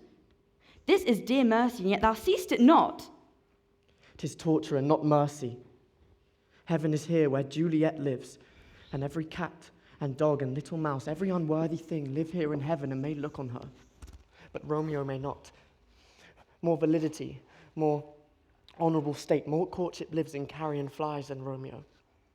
They may seize on the white wonder of dear Juliet's hand and steal a mortal blessing from her lips, who even in pure and vestal modesty still blush, as thinking their own kiss is sin. But Romeo may not, he is banished. Flies may do this, but I from this must fly. They are free men, but I am banished. And sayest thou yet that exile is not death? Hadst thou no poison mix, no sharp ground knife, no sudden mean of death that ne'er so mean, but banished to kill me, banished. Oh, friar, the damned use that word in hell. Howling attends it. How hast thou the heart, being a divine, a ghostly confessor, a sin absolver, and my friend professed to mangle me with that word banishment? Thou fond madman, hear me a little speak. Or wilt thou speak again of banishment? I'll give thee armour to keep off that word. Adversity, sweet milk, philosophy, to comfort thee, though thou art banished. Yet banished. Hang up philosophy. Unless philosophy can make a Juliet, displant a town, reverse a prince's doom, it helps not, it prevails not, talk no more. Oh, then I see that madmen have no ears. How should they when that wise men have no eyes? Well, let me dispute with thee of thy estate. Thou canst not speak of that thou dost not feel. Wert thou as young as I, Juliet thy love, an hour but married, Tybalt murdered, doting like me, and like me banished, then mightst thou speak. Then mightst thou tear thy hair and fall upon the ground as I do now, taking the measure of an unmade grave. Oh, arise when knocked! Good Romeo, hide thyself! Not I, believe me, unless the sounds of heart-sick groans mist-like enfold me from the search of eyes. Oh, hark how they knock! Who's there? Romeo, arise, thou wilt be taken! Oh, stay a while. Stand up! Run to my study! By and by. God's will, what simpleness is this? I come. Who knocks so hard? Whence come you? What's your will? Let me in and you shall know my errand. I come from Lady Juliet. Oh, welcome then. Oh, Holy Friar, oh, tell me, Holy Friar, where's my lady's lord? Where's Romeo? There on the ground with his own tears made drunk. Oh, he is even in my mistress's case, just in her case. Even so lies she, blubbering and weeping, weeping and blubbering. Stained up, and you be a man. For Juliet's sake, for her sake, why should you fall into so deep an own? Nurse! Oh, sir, death's the end of all. Speakest thou of Juliet? How is it with her? Doth not she think me an old murderer now that I have stealed the immortal blessing from blood removed but little from her own? Where is she, and how doth she? And what says my concealed lady to our cancelled love? Oh, she says nothing, sir, but weeps and weeps, and falls on her bed and starts up again, and Tybalt calls, and on Romeo cries, and down falls again. As if that name shot from the deadly level of a gun did murder her, as that name's cursed hand murdered her kinsman. Oh, tell me, friar, tell me, in what vile part of this anatomy doth my name lodge? Tell me, that I may sack the hateful mansion— Hold thy desperate hand! Art thou a man? Thy form cries out thou art. Thy tears are womanish. Thy wild acts denote the unreasonable fury of a beast. Unseemly woman in a seeming man, an ill-beseeming beast in seeming both. Thou hast amazed me. By my holy order, I thought thy disposition better tempered. Hast thou slain Tybalt? Wilt thou slay thyself, and slay thy lady that in thy life lives by doing damned hate upon thyself? Why railst thou on thy birth, the heaven and earth, since birth and heaven and earth all three do meet in thee at once, which thou at once would lose? Fie! Thou shamest thy shape, thy love, thy wit, which, like a usurer, abounds in all, and usest none in that true use indeed, which should bedeck thy shape, thy love, thy wit. Thy noble shape is but a form of wax, digressing from the valour of a man. Thy dear love sworn but hollow perjury, killing that love which thou hast vowed to cherish. Thy wit, that ornament to shape and love, misshapen in the conduct of them both, like powder in a skilless soldier's flask, is set afar by thine own ignorance, and now dismembered by thine own defence. What roused thee, man? Thy Juliet is alive, for whose dear sake thou wast but lately dead. There, art thou happy? Tybalt would kill thee, but thou slewest Tybalt. There, art thou happy? The law that threatens death becomes thy friend and turns it to exile. There, art thou happy? A pack of blessings lights upon thy back. Happiness courts thee in her best array, but like a misbehaved and sullen wench, thou pouts upon thy fortune and thy love. Take heed, for such die miserable!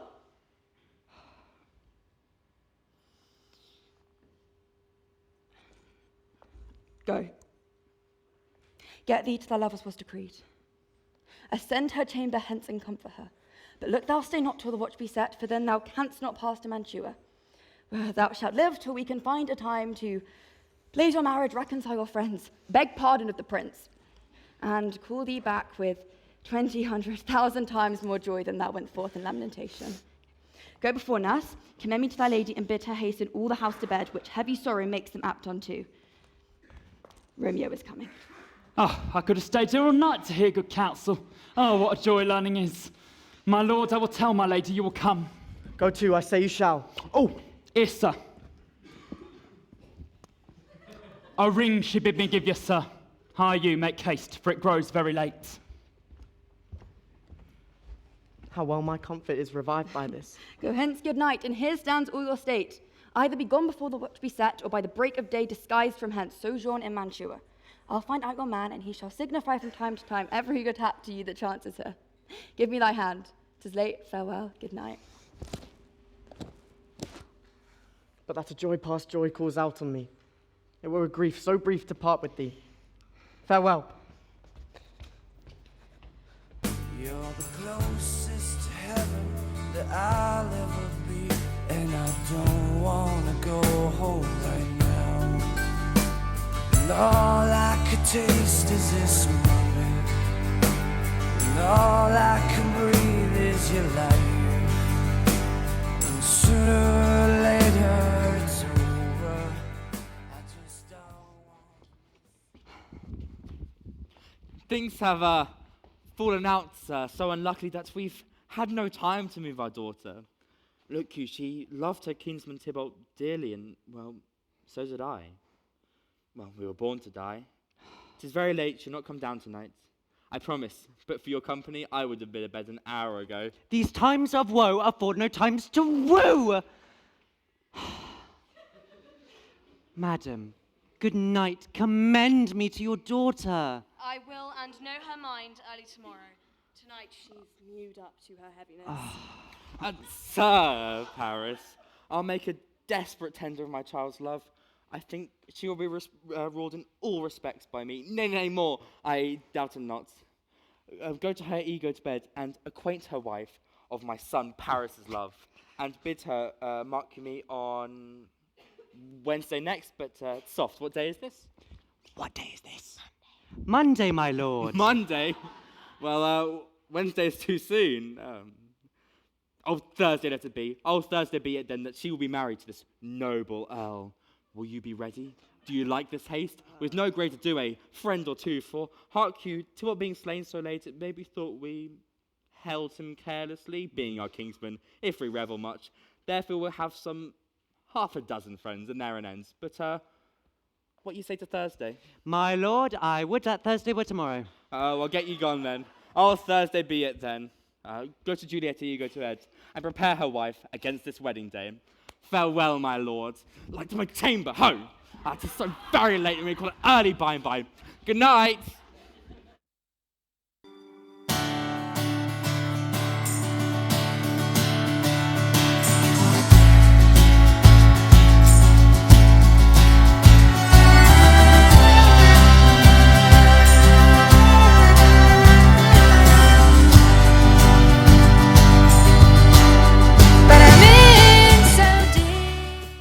Be gone so. It is not yet near day. It was the nightingale, and not the lark, that pierced the fearful hollow of thine ear. Nightly she sings on yon pomegranate tree. Believe me, my love, it was the nightingale. It was the lark, the herald of the morn, no nightingale. Look, love, what envious streaks do lace the severing clouds in yonder east. Night's candles are burnt out, and jocund day stands tiptoe on the misty mountain tops. I must be gone and live, or stay and die. Yond light is not daylight. I know it. It is a meteor, which the sun exhales to be to thee a torch-bearer, to light thee on thy way to Mantua. Therefore stay a little, thou needest not be gone. Let me be ta'en. Let me be put to death. I'm content, so thou wilt have it so. I'll say yon grey is not the morning's eye. 'Tis but the pale reflex of Cynthia's brow. Nor that is not the lark, whose notes do beat the vaulty heavens so high above our heads. I have more care to stay than will to go. Come, death, and welcome. Juliet wills it so. How is my soul? Let's talk, it is not day. No, it is. Hi, get thee gone. Be hence away. 'Tis the nightingale that sings so out of tune, straining harsh discords and unpleasing sharps. Some say, the lark makes soft divisions. This doth not so, for she divideth us. Some say the lark and the toad hath changed eyes. I wish it were that they had changed voices too. Oh, be gone, more light it grows. More light and light, more dark and dark our woes. Madam!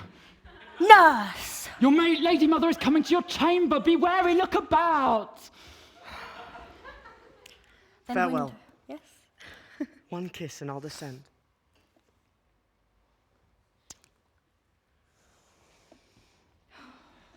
Art thou gone so, my husband, my lord, my love, my friend? I shall need to hear from thee every hour and every day, for in every minute there are many days. Oh, by this count I shall be many in years when next again I behold my Romeo. Farewell. I will omit no opportunity to convey my greetings, love, to thee. Thinkest thou we shall ever meet again? I doubt it not, and all these woes shall serve for sweet discourses in our times to come. I have an ill-divining soul. Methinks I see thee now that thou art so low, as if thou were dead in the bottom of a tomb. Either my eyes fail me, or thou lookest pale. And trust me, love, so do you. Dry sorrow drinks our blood. Adieu, adieu. Oh, fortune, fortune, all men call thee fickle. If thou art fickle, what dost thou do with him that is so renowned for faith? Fortune, be fickle, and then I will believe thee that thou wilt not keep him long, but send him back. Ho, daughter, are you up? Oh, who is it that calls? Is it my lady mother? Was she not down so late or up so early? What unaccustomed cause procures her hither?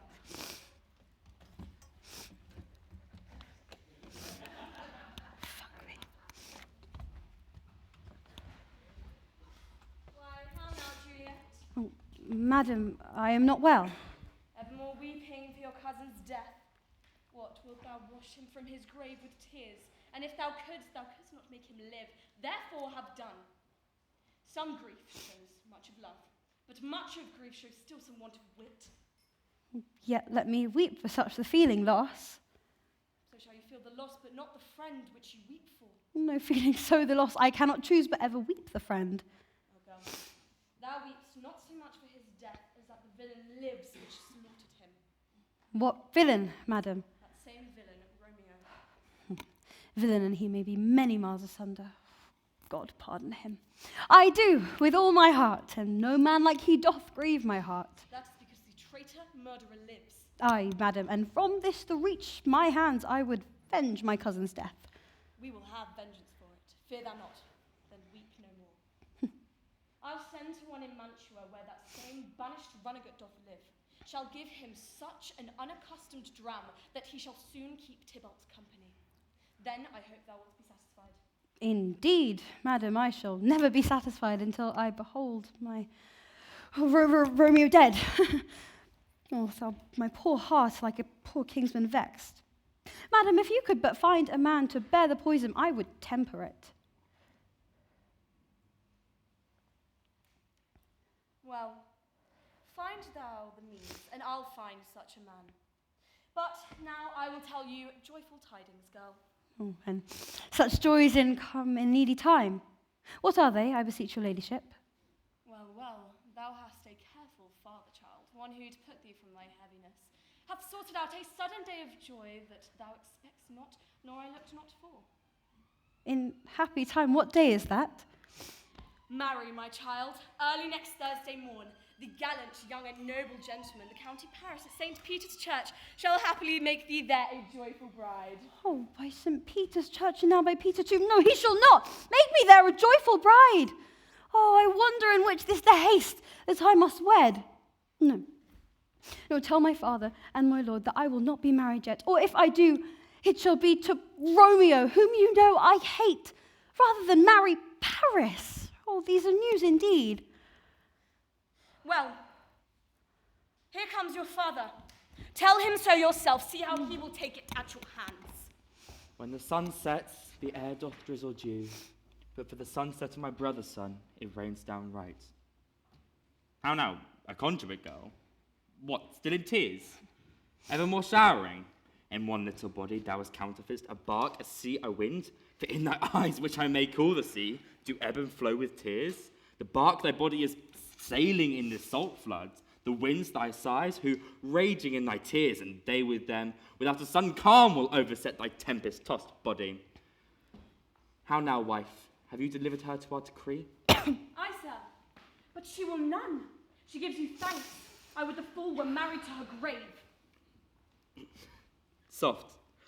Take me with you, wife. How will she none? Doth she not give thanks? Is she not proud? Does she not count her blessed, unworthy as she is, that we have wrought so worthy of a gentleman to be her bridegroom? Not proud that you have, but thankful that you have. Proud I can never be for what I hate, but thankful for hate that was meant for love. How? Chop logic! What is this? Proud, I thank you, and I thank you not, and yet not proud. Mistress, menu new. Thank me not thanking, no proud me, no proud. But fetter your joints on Thursday next, to go to Paris, to St. Peter's Church, or I will drag thee on hurdle thither.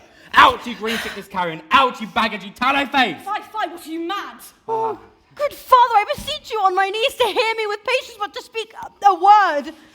Hang thee, young baggage, disobedient wretch! I tell thee what, get thee to church on Thursday next, or never after look me in the face! Speak not, reply not, do not answer me.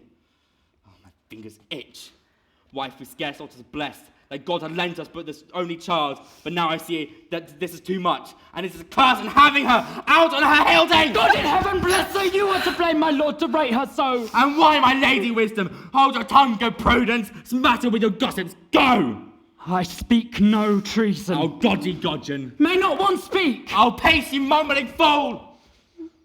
At your gravity over a gossip's block, for here we need it not. You are too hot. Oh, God's bread.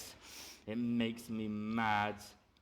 Day, night, hour, tide, time, work, play, alone, in company. Still my care has been to have her matched.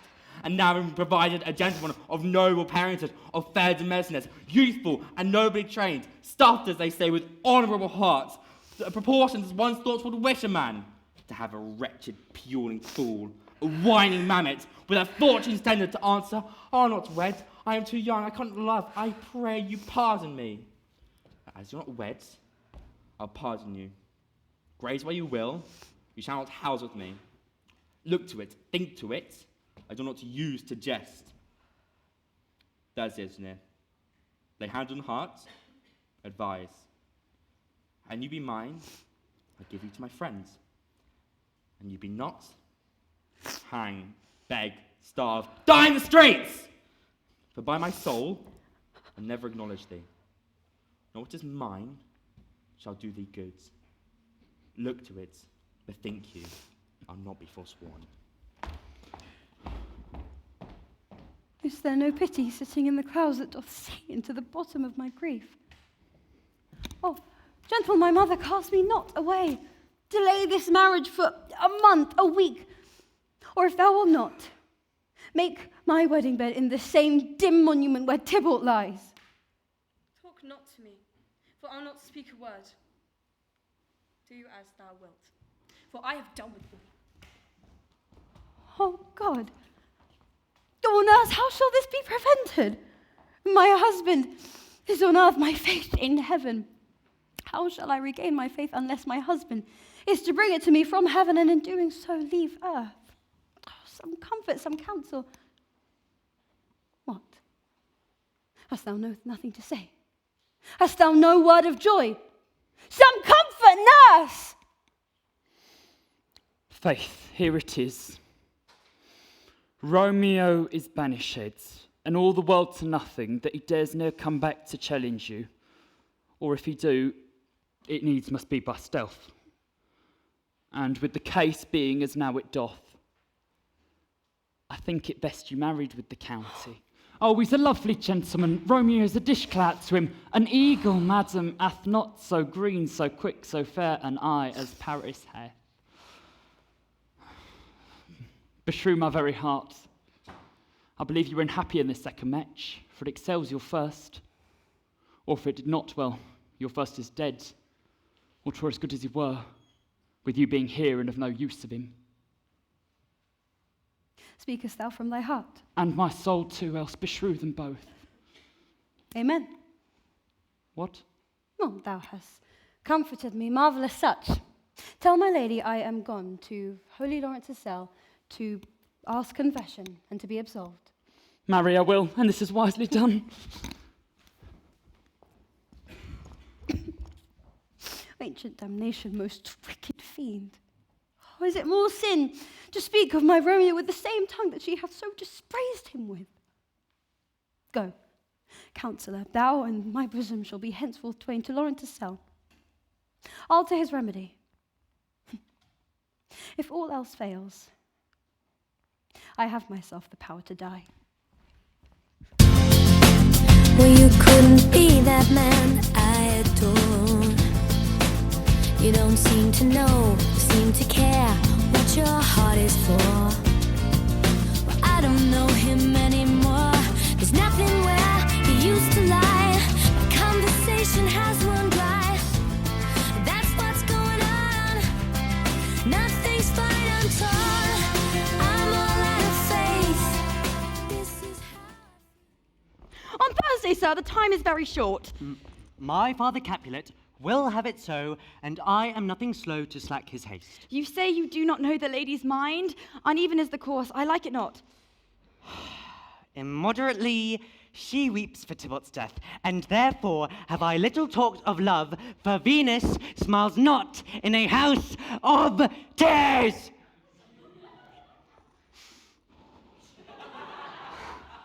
Now, sir, her father counts it dangerous that she do give her sorrow so much sway, and, in his wisdom, hastes our marriage to stop the inundation of her tears, for that which too much minded by herself may be put from her by society. Now, sir, do you know the reason of this haste? I would and knew not why it should be slowed. Oh, look, sir, here comes the lady toward my cell. Happily met, my lady, and my wife. That may be so, sir, when I may be a wife. That may be, must be on Thursday next. What must be shall be. That's a certain text. Come you to make confession to this father? And to answer that, I should confess to you. Do not deny to him that you love me. I will confess to you that I love him. So will ye, I am sure that you love me. In doing so, it would be of more price being spoke behind your back than to your face. Poor soul, thy face is much abused with tears. The tears have small victory by that, for it was bad enough before their spite. Thou wrong'st it more than tears with that report. Oh, that is no slander, sir, which is the truth, and what I spake it to my face. Thy face is mine, and thou hast slandered it. That may be so, for it is not mine own.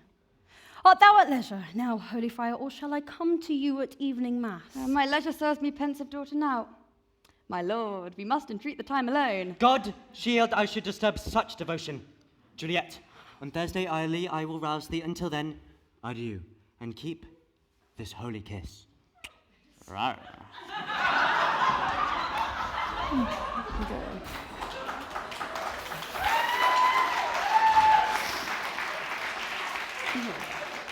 Oh, shut the door, and when thou hast done so, come weep with me past hope, past cure, past hell. Oh, Juliet, I already know thy grief. It strains me past the compass of my wits. I hear thou must, and nothing may prorogue it, on Thursday next be married to this county. Well, tell me not, friar, that thou hearest of this, unless thou tell me how I may prevent it. Or if in thy wisdom thou canst give no help, do thou but call my resolution wise, and with this knife I'll help it presently. God joined my heart and Romeo's, thou our hands, and ere by this hand, by thee, to Romeo sealed, shall be the label to another deed, or my heart, with treacherous revolt, shall turn to another. This shall slay them both. Therefore, out of thy long experience time, oh, give me some present counsel, or behold, twixt my extremes and me and this bloody knife shall play the umpire, arbitrating that which the commission of thy years and art could to no issue of true honour bring. Be not so long to speak. I long to die, if what thou speakest speak not of remedy. Hold, daughter. I do spy a kind of hope which craves as desperate an execution as that is desperate which we would prevent. If, rather than to marry County Paris, thou hast the strength of will to slay thyself, then is it likely thou wilt undertake a thing like death to chide away the shame, that copes with death himself to escape from it? And if thou darest, I'll give thee remedy. Oh, bid me leap rather than marry Paris from off the battlements of yonder tower, or hide me nightly in a charnel house, or lay me in a new-made grave with dead man in his shroud. Things, to hear them said aloud, I do tremble, but I would do so with no fear or doubt, to remain an unstained wife to my sweet love. Hold then. Go home, be merry. Give consent to marry Paris. Wednesday is tomorrow. Tomorrow night look that thou lie alone. Let not the nurse lie with thee in thy chamber. Take thou this vial, being then in bed, and this distilled liquor drink thou of, when presently through all thy veins shall run a cold and drowsy humour, for no pulse shall keep his native progress but surcease. No warmth, no breath shall testify thou live. The roses in thy lips and cheeks shall fade to wanny ashes. Thy eyes' windows fall like death when he shuts up the day of life. Each part deprived of supple government shall stiff and stark and cold appear like death. And in this borrowed likeness of shrunk death thou shalt continue 42 hours, and then awake as from a pleasant sleep. Now when the bridegroom in the morning comes to rouse thee from thy bed, there art thou dead. And as the manner of our country is, uncovered on the bier, thou shalt be borne to that same ancient vault where all the kindred of the Capulets lie. In the meantime, against thou shalt awake, shall Romeo by my letters know our drift, and hither shall he come, and he and I will watch thy waking, and that very night shall Romeo bear thee hence to Mantua.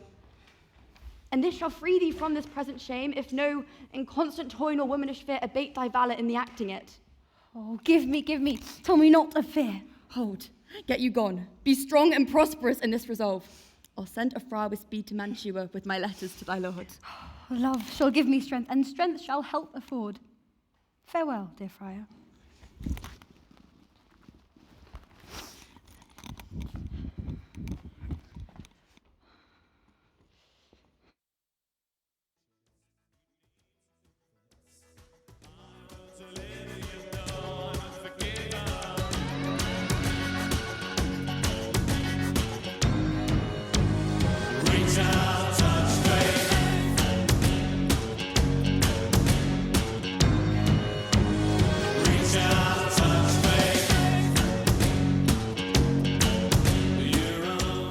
So many guests invited us here, Writ. Sirrah, go home with 20 cunning cooks. You shall have none ill, sir, for I'll try if they can lick their fingers. How canst thou try them so? Marry, sir, 'tis an ill cook that cannot lick his own fingers. Therefore, he that cannot lick his own fingers goes not with me. Go, be gone. We shall be much unfurnished for this time. What, is my daughter gone to see Friar Lawrence? Aye, forsooth. Well, she may chance to do some good on her, as peevish self-willed harlotry it is. See where she comes from shrift with merry look. How now, my headstrong? Where have you been gadding?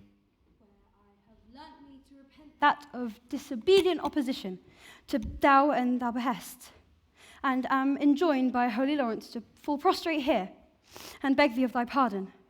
Pardon, I beseech you. Henceforth I am ever ruled by you. Send for the county.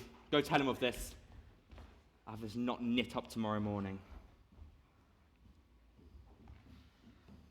I did meet the youthful lord outside Lawrence's cell, and gave him what becomes love. I might not overstepping the bounds of modesty. Why, I am glad on it. This is well. Stand up. This is as it should be. Fetch for the county. Aye, marry, go I say. Fetch him hither. Now, afore God, this reverend holy friar, a whole city is bound to him. Nurse, will you come with me into my closet and help me pick such ornaments as you think fit to furnish me tomorrow? No, not till Thursday. There is time enough. Go, nurse, go with her. We'll to church tomorrow. We shall be short in our provision. It is now near night. Hush, I'll stir about, and all things shall be well. I warrant thee, wife. I'll not rest tonight. Let me alone. I'll play the housewife for this once. What ho! They are forth.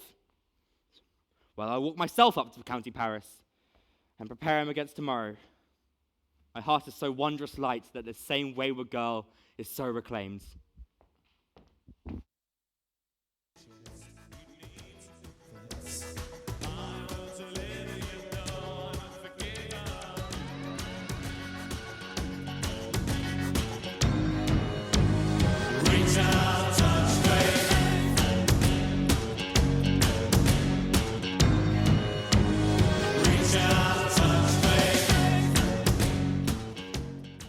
Aye, nurse, those attires are best, but I pray thee leave me to myself tonight, for I have many orisons that I need to ask of heaven to wrong me of my wrongful undoings. What, are you busy, ho? Need you my help? No, madam. Good night, then. Get thee to bed and to rest, for thou hast need.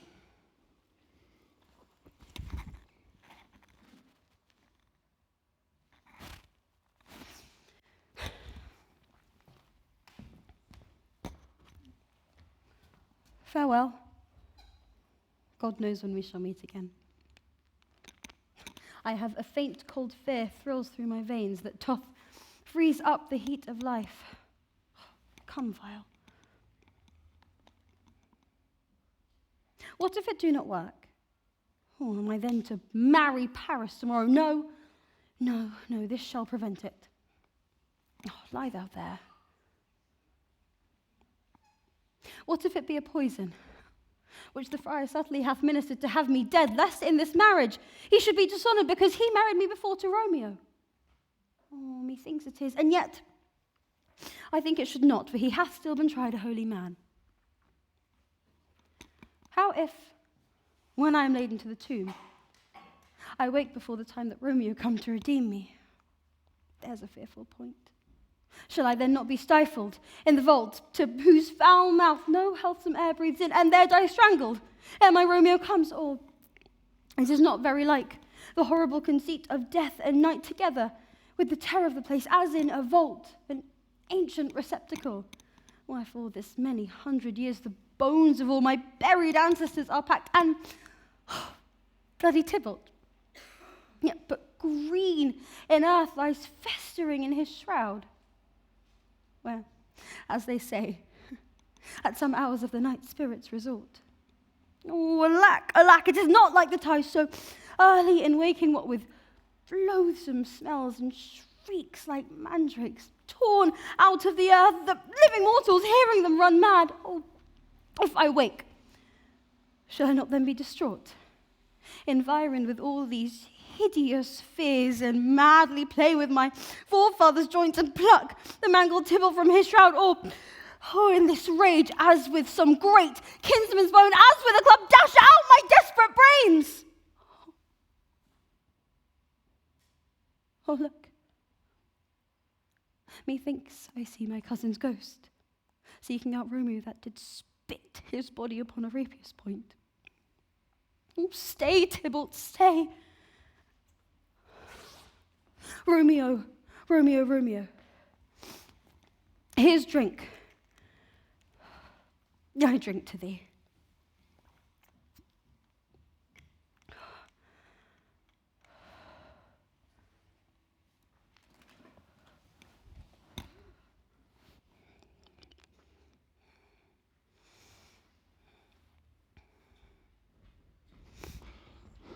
Hold. Take these keys, nurse, and fetch more spices.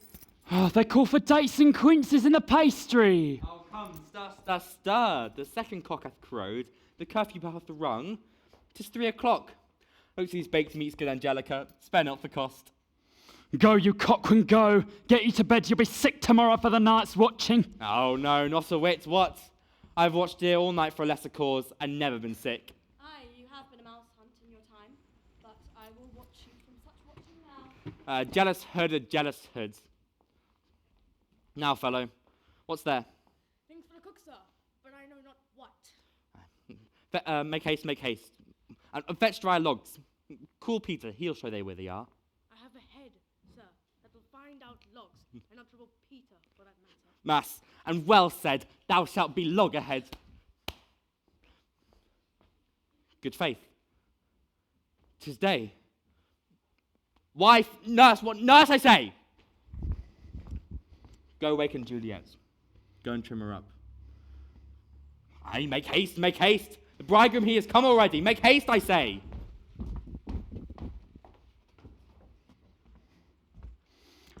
Mistress, what mistress? Fast I warrant her she. Why lamb, why lady, far you slugger bed. What love I say, sweetheart, why bride? What, not a word? Oh, you keep your penny's worth now. Sleep for a week, for I warrant the Count of Paris hath set up his rest, that you shall rest by little. God forgive me, marry and amen. How sound as she asleep, I must needs wake her. Madam. What, not a word? Let the county take you in your bed. He'll fright your pith faith, will it not be? What, dressed in your clothes and down again? I must needs wake you. Lady. lady.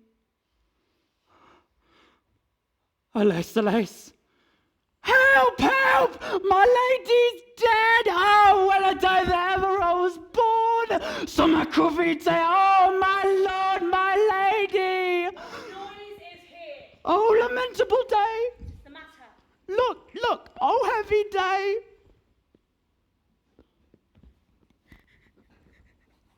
Oh me, my child, my only life, revive, or I'll die with thee. Help, help, call help! Oh, for shame. Bring Juliet forth, her lord is come. She's dead, deceased, she's dead, alack the day! She's dead, she's dead, she's dead! Let me see her. Alas, she's cold. Her blood is settled, and her joints are stiff. Life and these lips have long been separated. Death lies on her like an untimely frost. Oh, lamentable day. Death. Death that had taken her hence to make me wail. Ties up my tongue and would not let me speak. Come, is the bride ready to go to church? Ready to go, but never to return. Oh, son, the night before thy wedding day has death lain with thy wife. There she lies, flower as she was, deflowered by him. Death is my son-in-law. Death is my heir, my daughter he hath wedded. I will die and leave him all. Life, living, all its deaths. Have I thought long to see this morning's face, and doth it give me such a sight as this? Accursed, wretched, unhappy, hateful day, the most miserable hour that e'er time saw. In lasting labour of his pilgrimage, but one poor and loving child, but one thing to rejoice and solace in, and cruel death has catched it from my sight. Oh day, oh day, oh day, oh hateful day! Never was seen so black a day as this. Oh woe, oh woe, oh woe, oh woeful day! Most piteous day, most odious day that ever I did yet behold.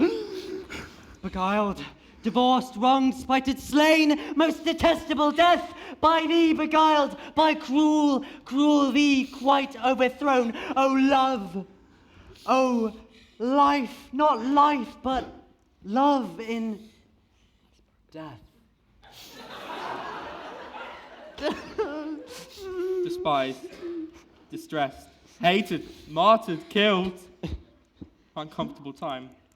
Why comest thou now to murder our solemnity?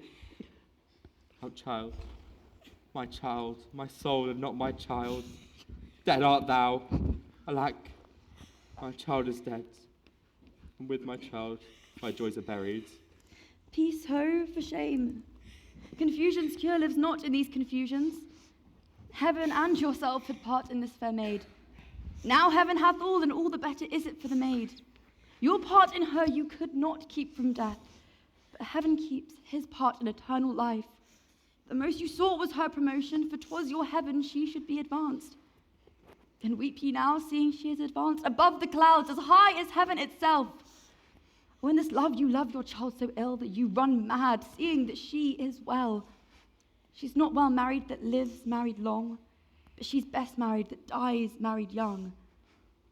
Dry up your tears, and stick your rosemary on this fair cause, and as the custom is, all in her best array bear her to church. For though fond nature bids us all lament, yet nature's tears are reason's merriment. All things that we ordained festival turn from their office to black funeral. Our instruments to melancholy bells, our wedding cheer to a sad burial feast, our solemn hymns to sullen dirges change, our bridal flowers serve for a buried cause. All things change them to the contrary. Sir, go you in, and madam go with him. And go, Sir Paris, everyone prepare to follow this fair course unto her grave. The heavens do lower upon you for some ill, move them no more by crossing their high will.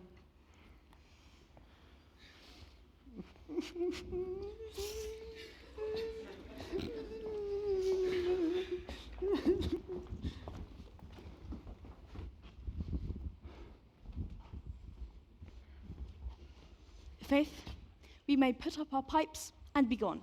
Oh, honest good fellows are put up. For well you know this is a pitiful case. Oh, the case being re-amended. Oh, musicians. Oh, musicians. Heartsease. Heartsease. Oh, and you'll have me live play Heartsease. Why Heartsease? Oh, musicians. Because my heart itself plays, my heart is full. Oh, play me some merry dump to comfort me. There is no dump, there is not enough time. You will not, then? No. Then will I give it you soundly? What will you give us? No money on my faith but the Greek. I will give you the minstrel. Then we will give you the serving creature. When will I lay the serving creature's dagger on your pate? I'll carry no crotchets. I'll rile you, I'll fire you. Do you note me? So you will rile us and you will fire us and you will note us? We will put up our daggers and put out your wit. Then have at you with my wit. I'll try beat you with an iron wit, and put on my iron dagger and answer me like men.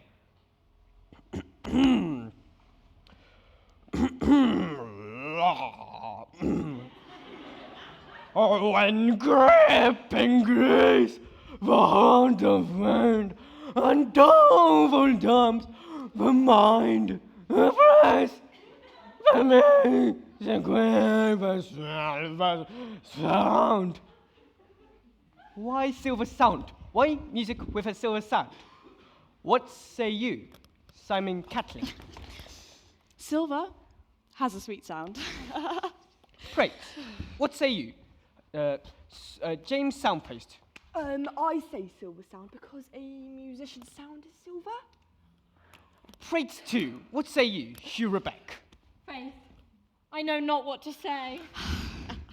Oh, I cry you mercy, you are the singer, I'll say for you. It is music with a silver sound, because musicians have no good for sounding. When music with a silver sound, with speedy help doth lend redress.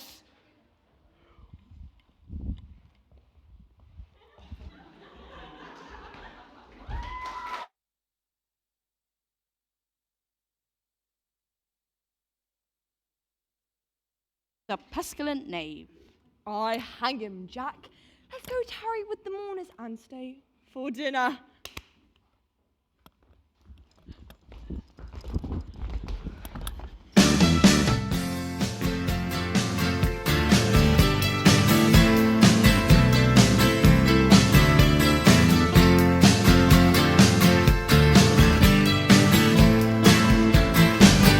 That's me in the corner. That's me in the spotlight, losing my religion, trying to keep up you. If I may trust the flattering truth of sleep, my dreams presage some joyful news at hand. My bosom's Lord sits lightly in his throne, and all this day an unaccustomed spirit lifts me above the ground with cheerful thoughts. I dreamt my lady came and found me dead, a strange dream that gives a dead man leave to think, and breathed such life with kisses in my lips that I revived and was an emperor. Ah me, how sweet is love itself possessed when but love's shadows are so rich in joy. News from Verona. How now, Balthazar? Dost thou not bring me letters from the friar? How doth my lady? Is my father well? How doth my Juliet? That I ask again, for nothing can be ill if she be well. Then she is well, and nothing can be ill. Her body sleeps in Capel's monument, and her immortal part with angel lives. I saw her laid low in a kindred's vault, and presently took post to tell you. Oh, pardon me for bringing you these ill news since you left with my office, sir. Is it even so? Then I defy you, stars. Thou knowest my lodgings, get me ink and paper, and hire post horses. I will hence tonight. I do beseech you, sir, have patience. Your looks are pale and wild, and they do impose a misadventure. Tush, thou art deceived. Leave me and do the thing I bid thee do. Hast thou no letters to me from the friar? No, my good lords. No matter. Get thee gone, and hire those horses. I'll be with thee straight. Well, Juliet, I will lie with thee tonight, let's see for means. Oh, mischief, thou art swift to enter in the thoughts of desperate men. I do remember an apothecary, and hereabouts dwells, which late I noted in tattered weeds, with overwhelming brows, culling of simples. Meagre were his looks, sharp misery had worn him to the bones. And about his needy shop, a tortoise hung, an alligator stuffed, and other skins of ill-shaped fishes. And about his empty shelves, a beggarly account of empty boxes, green earthen pots, bladders and musty seeds, remnants of pack thread, and old cakes of roses were thinly scattered to make up a show. Noting this penury, to myself I said, and if a man did need a poison now, whose sale is present death in Mantua, here lives a caitiff wretch would sell it him. Oh, this same thought did but forerun my need, and now this same needy man must sell it me. As I remember, this should be the shop. Being holiday, the beggar's shop is shut. What ho, apothecary! Come hither, man. Who calls so loud? I see that thou art poor. Hold, there is 40 ducats. Let me have a dram of poison such soon speeding gear as will disperse itself through all the veins, that the life-weary taker may fall dead, and that the trunk may be discharged of breath as violently as hasty powder fired doth hurry from the fatal cannon's womb. Such mortal drugs I have, but Mantua's law is death to any he that utters them. Art thou so bare and full of wretchedness and fearest to die? Famine is in thy cheeks, need and oppression starveth in thy eyes. Contempt and beggary hang upon thy back. The world is not thy friend, nor the world's law. The world affords no law to make thee rich. Then be not poor, but break it and take this. My poverty, but not my will, consents. I pay thy poverty and not thy will.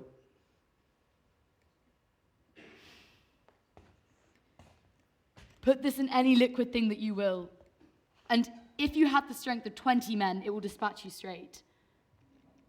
There is thy gold, worse poison to men's souls, doing more murder in this loathsome world than these poor compounds thou mayest not sell. I sell thee poison, thou hast sold me none. Farewell, buy food and get thyself in flesh. Come cordial and not poison. Go with me to Juliet's grave, for there I must use thee.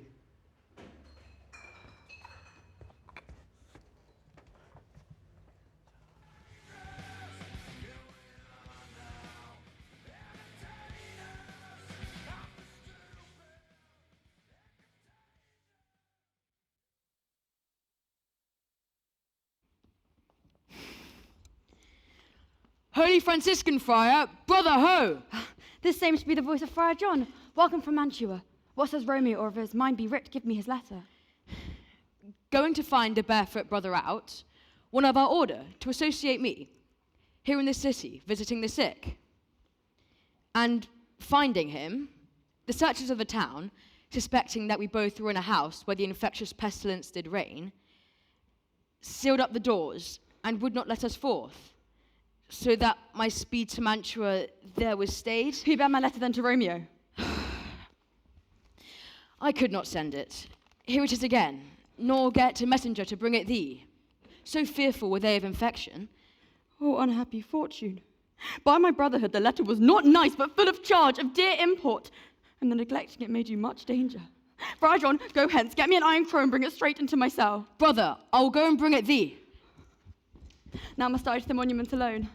Within this 3 hours will fair Juliet wake. She will beshrew me much that Romeo hath had no notice of these accidents. But I will write again to Mantua, and keep her at my cell till Romeo come. Oh, poor living corse, closed in a dead man's tomb.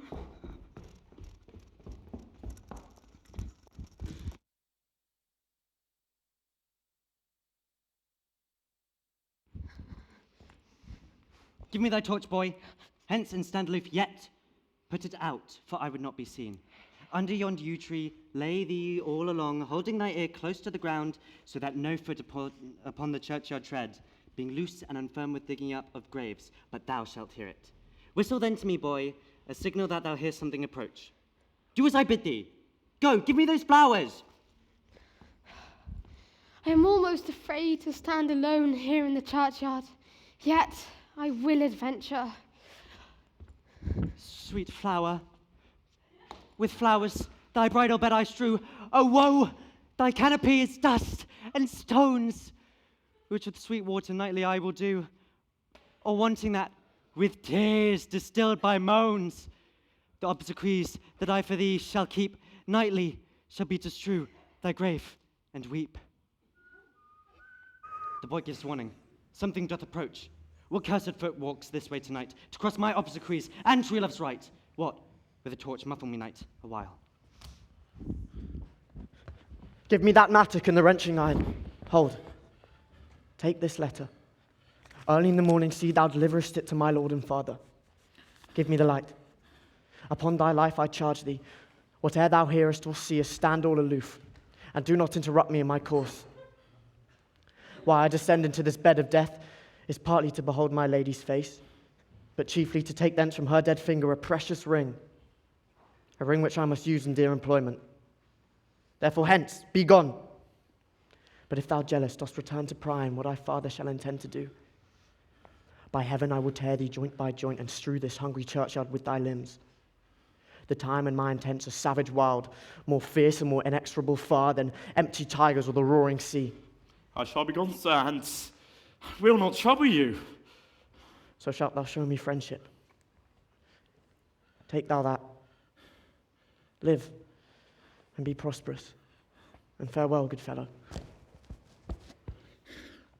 For all the same, I'll hide me hereabouts. His looks I fear, and his intents I doubt. Thou detestable Moor, thou womb of death, gorged with the dearest morsel of the earth, thus I enforce thy rotten jaws to open, and in despite I'll cram thee with more food. This is that banished haughty Montague, that murdered my love's cousin, with which grief it is supposed the fair creature died, and has come here to do some villainous shame to the dead bodies. I will apprehend him. Stop thy unhallowed toil, Bar Montague. Can vengeance be pursued further than death? Condemned villain, I do apprehend thee. Obey and go with me, for thou must die. I must indeed, and therefore came I hither. Good gentle youth, tempt not a desperate man. Fly hence and leave me. Think upon these gone, let them affright thee. Oh, I beseech thee, youth, put not another sin upon my head by urging me to fury. Oh, be gone. By heaven, I love thee better than myself, for I come hither armed against myself. Stay not, be gone. Live, and hereafter say, a madman's mercy bid thee run away. I do defy thy conjuration, and arrest thee for a felon here. Or wilt thou provoke me? Then have at thee, boy.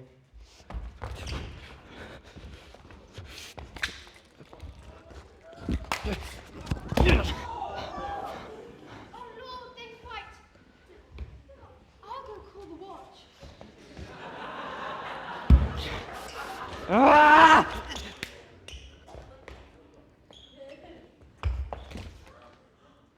Oh, I am slain. If thou be merciful, open the tomb, lay me with Juliet. In faith I will. Let me peruse this face. Mercutio's kingsman, noble county Paris. What said my man when my betossed soul would not attend him as we rode? I think he told me Paris should have married Juliet. Said he not so? Or did I dream it so? Or am I mad hearing him talk of Juliet to think it was so? Give me thy hand. One writ with me in vile misfortune's book. I'll bury thee in a triumphant grave.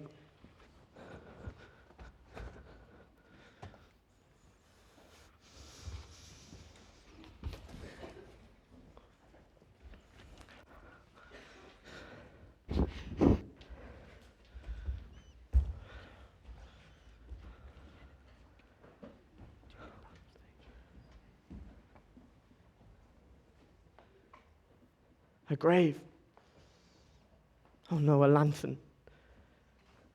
Slaughtered youth. For here lies Juliet, and her beauty makes this vault a feasting presence full of light. Death, lie thou there by a dead man interred.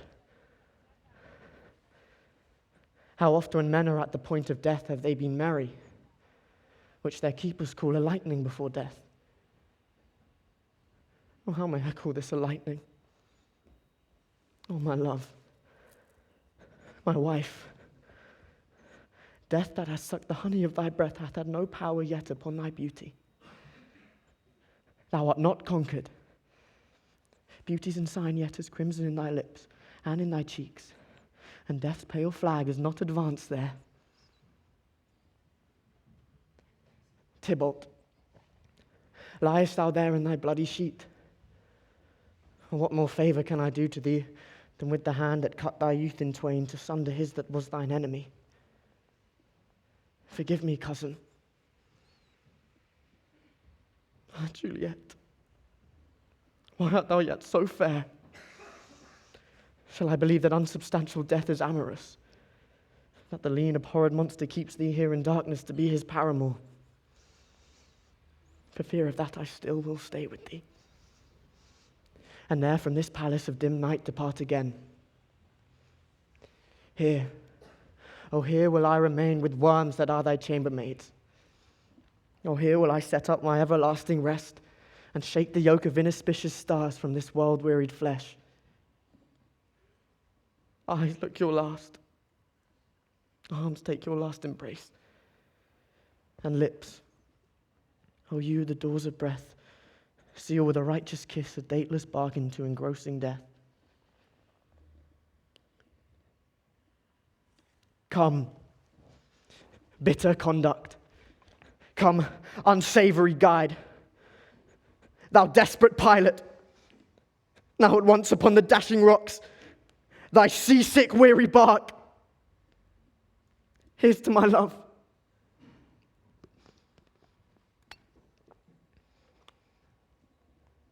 O true apothecary, thy drugs are quick.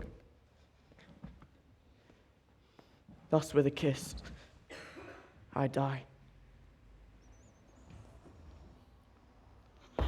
St. Francis be my speed. How often tonight have my odd feet stumbled at graves? Who's there? Here's one, a friend, and one who knows you well. Bliss be upon you. Tell me, good my friend, what torch is yon that vainly lends his light to grubs and eyeless skulls? As I discern it burneth in the Capel's monument. It doth so, holy sir. And there's my master, one that you love. Who is it? Romeo. How long hath he been there?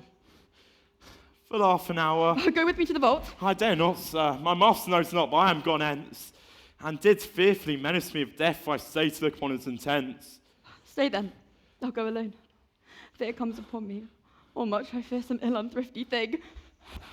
As I slept under this yew tree here, I dreamt my master, and another thought in that. My master slew him. Romeo? Alack, alack! What blood is this which stains the stony entrance of this sepulchre? What mean these masterless and gory sores till I discoloured by this place of peace? Romeo? Oh, pale. Who else? What? Paris too, and steeped in blood. Oh, what unkind hour is guilty of this lamentable chance? The lady stirs. Oh, comfortable friar. Where is my lord? I do remember well where I should be, and there I am. Where is my Romeo? I hear some noise, lady. Come from that nest of death, contagion, and unnatural sleep. A greater power than we can contradict has thwarted our intents. Come away. Thy husband in thy bosom there lies dead, and Paris too. Come, I'll dispose of thee among a sisterhood of holy nuns. So not to question, for the watch is coming. Come, go, good Juliet, I dare no longer stay. Go. Get thee hence, for I will not away.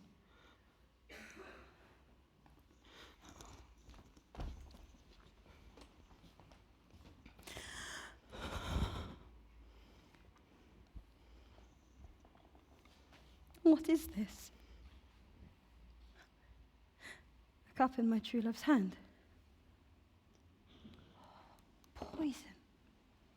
I see you have been his timeless end. Oh, child, drunk all and left no friendly drop to help me after. I will kiss thy lips. Haply some poison yet doth hang on them to make me die with a restorative.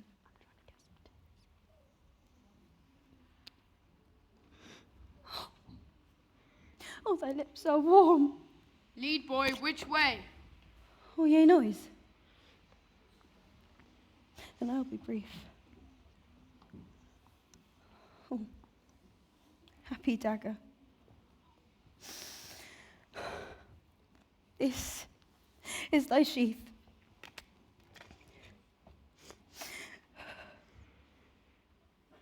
Then lay me rest here and let me die.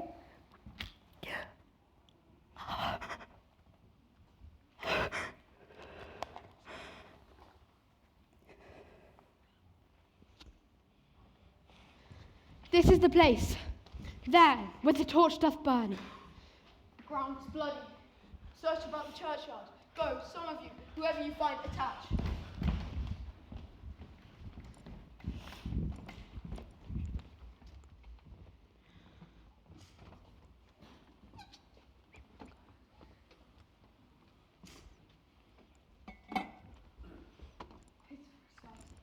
Here lies the county Paris slain, and Juliet warm, bleeding, newly killed. Who here hath lain his 2-day buried?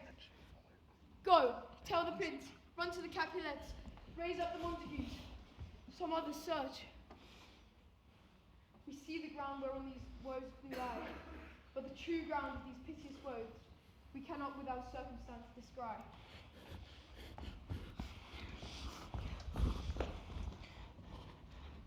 Here's Romeo's man. We found him in the churchyard. Keep him in safety until the prince come hither. And here's a friar that trembles, weeps, and sighs. We took his mattock and his spade from him as he was coming from the churchyard side. A great suspicion, say the friar too. What misadventure is so early up that calls our person from our morning rest? What should it be that they should shriek abroad? Oh, the people in the street cry Romeo, some Juliet, and some Paris, and all round open out before our monument. What fear is this which startles in our ears? Sovereign, here lies the county Paris slain, and Romeo dead, and Juliet dead before, warm and new killed. Search, seek, and know how this foul murder comes. Here is a friar, and slaughtered Romeo's man, with instruments upon them, enough to open these dead men's tombs. Say at once what thou dost know in this. I will be brief, for my short date of breath is not so long as is a tedious tale. Romeo, they're dead, is husband to that Juliet, and they're dead, that Romeo's faithful wife. I married them, and their stolen marriage day was Tybalt's doomsday, whose untimely death banished the new-made bridegroom from the city, for whom, and not for Tybalt, Juliet pined. You, to remove that siege of grief from her, betrothed, and would have married her perforce to County Paris. Then comes she to me, and with wild looks bids me devise a mean to rid her of the second marriage, or in my cell there would she kill herself. Then gave I her, so tutored by my art, a sleeping potion, which so took effect as I intended, for it wrought on her the form of death. Meantime, I writ to Romeo that he should hither come as this dire night to help to take her from her borrowed grave, being the time the potion's force should cease. But he which bore my letter, Friar John, was stayed by accident, and yesternight returned my letter back. Then, all alone at the prefixed hour of her waking, came I to take her from her kindred's vault, meaning to keep her closely at my cell till I conveniently could send to Romeo. But when I came, some minute ere the time of her awakening, here untimely lay the noble Paris and true Romeo dead. She wakes, and I entreated her come forth and bear this work of heaven with patience. but a noise did scare me from the tomb, and she, too desperate, would not go with me, but as it seems, did violence on herself. All this I know, and to the marriage her nurse is privy. And if aught in this miscarried by my fault, then let my old life be sacrificed, some hour before his time, unto the rigour of severest law. We have still known thee for a holy man. Where's Romeo's man? What can he say in this? I brought my master news of Juliet's death, and then, in post, he came from Mantua to this same place, to this same monument. This letter, he only bid me give his father and threatened me with death, going in the vaults. I departed not and left him there. Give me the letter. I will look onto it. Where's the county's page that raised the watch? What can he say in this? Sirrah, what made your masters in this place? He came with flowers to strew his lady's grave and bid me stand aloof, and so I did. Anon comes one with light to ope the tomb, and by my master drew on him, and then I ran away to call the watch.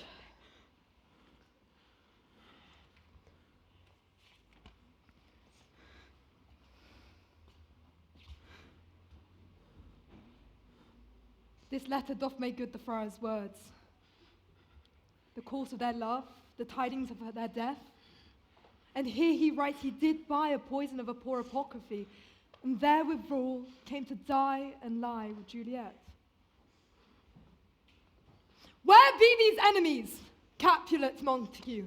See what scourge is laid upon your hate, that heaven finds a means to kill your joys of love. And I, for winking at your discords too, have lost the brace of kinsmen. All are punished. Her brother Montague, give me thy hand. This is my daughter's jointure, for no more can I demand. I can give thee more, for I will raise her statue in the purest gold.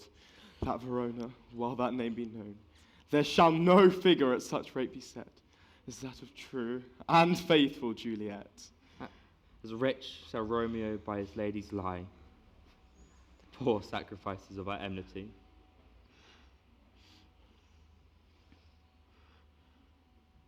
A glooming peace this morning with it brings.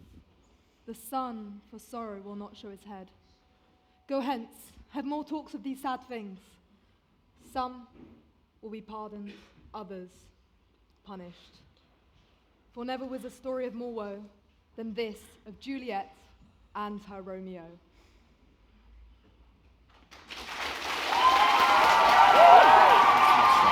Well done.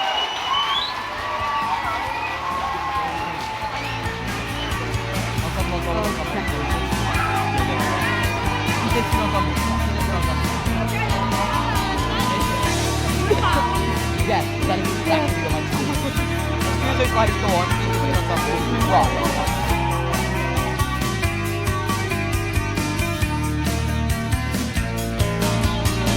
I don't care if Monday's blue, Tuesday's grey and Wednesday too.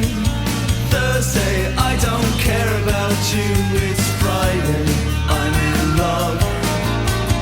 Monday, you can fall apart. Tuesday, Wednesday, break my heart. Oh, Thursday doesn't even start, it's Friday, I'm in love. Saturday, wait. Sunday always comes too late.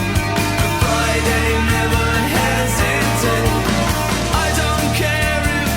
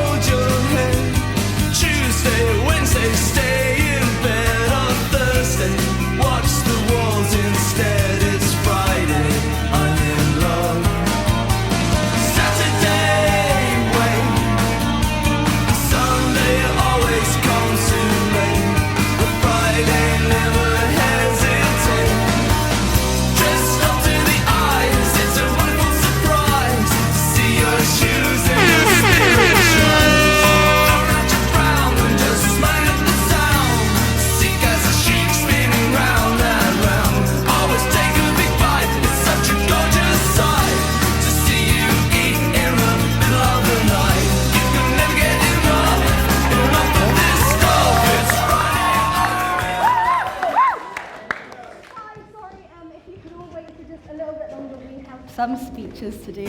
Oh, thank you. Okay, I'm going to start off by thanking the prod team. First and foremost, this production would not have happened if it were not for you guys behind the scenes. So I'd like to thank especially Asim, Rosie, Eddie, Lucas, Sharon, Lydia, Luke, and Katie. Thank you so much.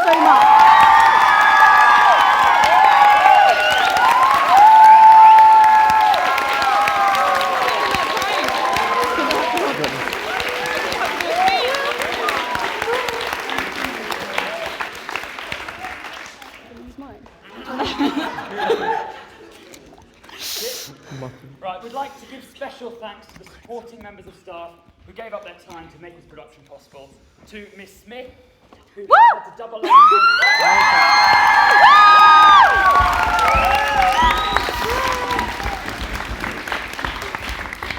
Who has had to double up on her duties in the music department to help us get to this whole Shakespearean language and drama thing. And Miss Hughes, for your steady hand guiding the ship. Yeah. Helping us as always with the props backstage. Thank you both so much. Get them up. Get them up. I don't have enough hands. Come here.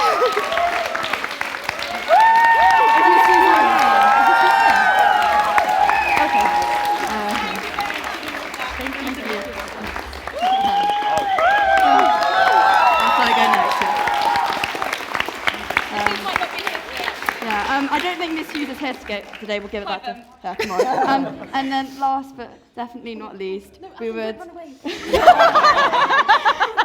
like to give the biggest thank you in the world to the amazing Mr. Moody. Would you like to?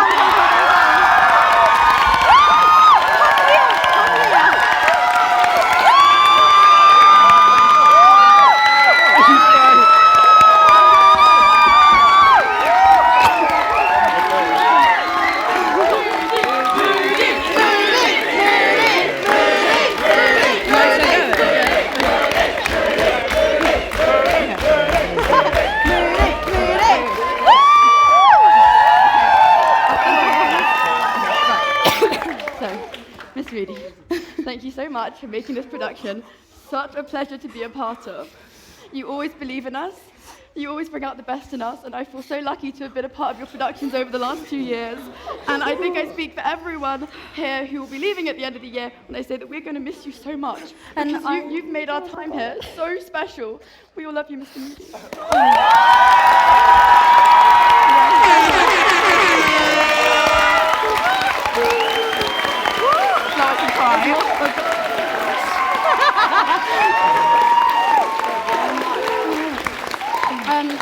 And I also just want to add that from all the year 13s who are leaving this year, and I'm sure everyone else is thinking the exact same thing, but just specifically from us, this is the last production we will ever do at Tiffin, and the past 2 years working with you have been so lovely. Your constant kindness and reassurance and patience is something that none of us take for granted.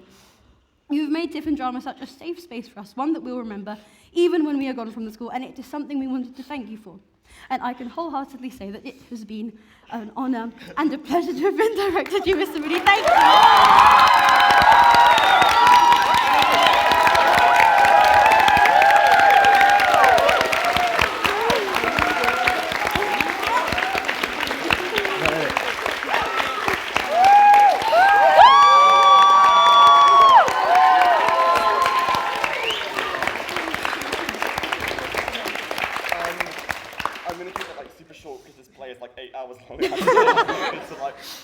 Oh my god, I'm not public speaking like any of them are, but it has been like such a pleasure, and I believe in them so much, and I just want them to like do the same for themselves. It's been a privilege. Thank you so much. Happy go.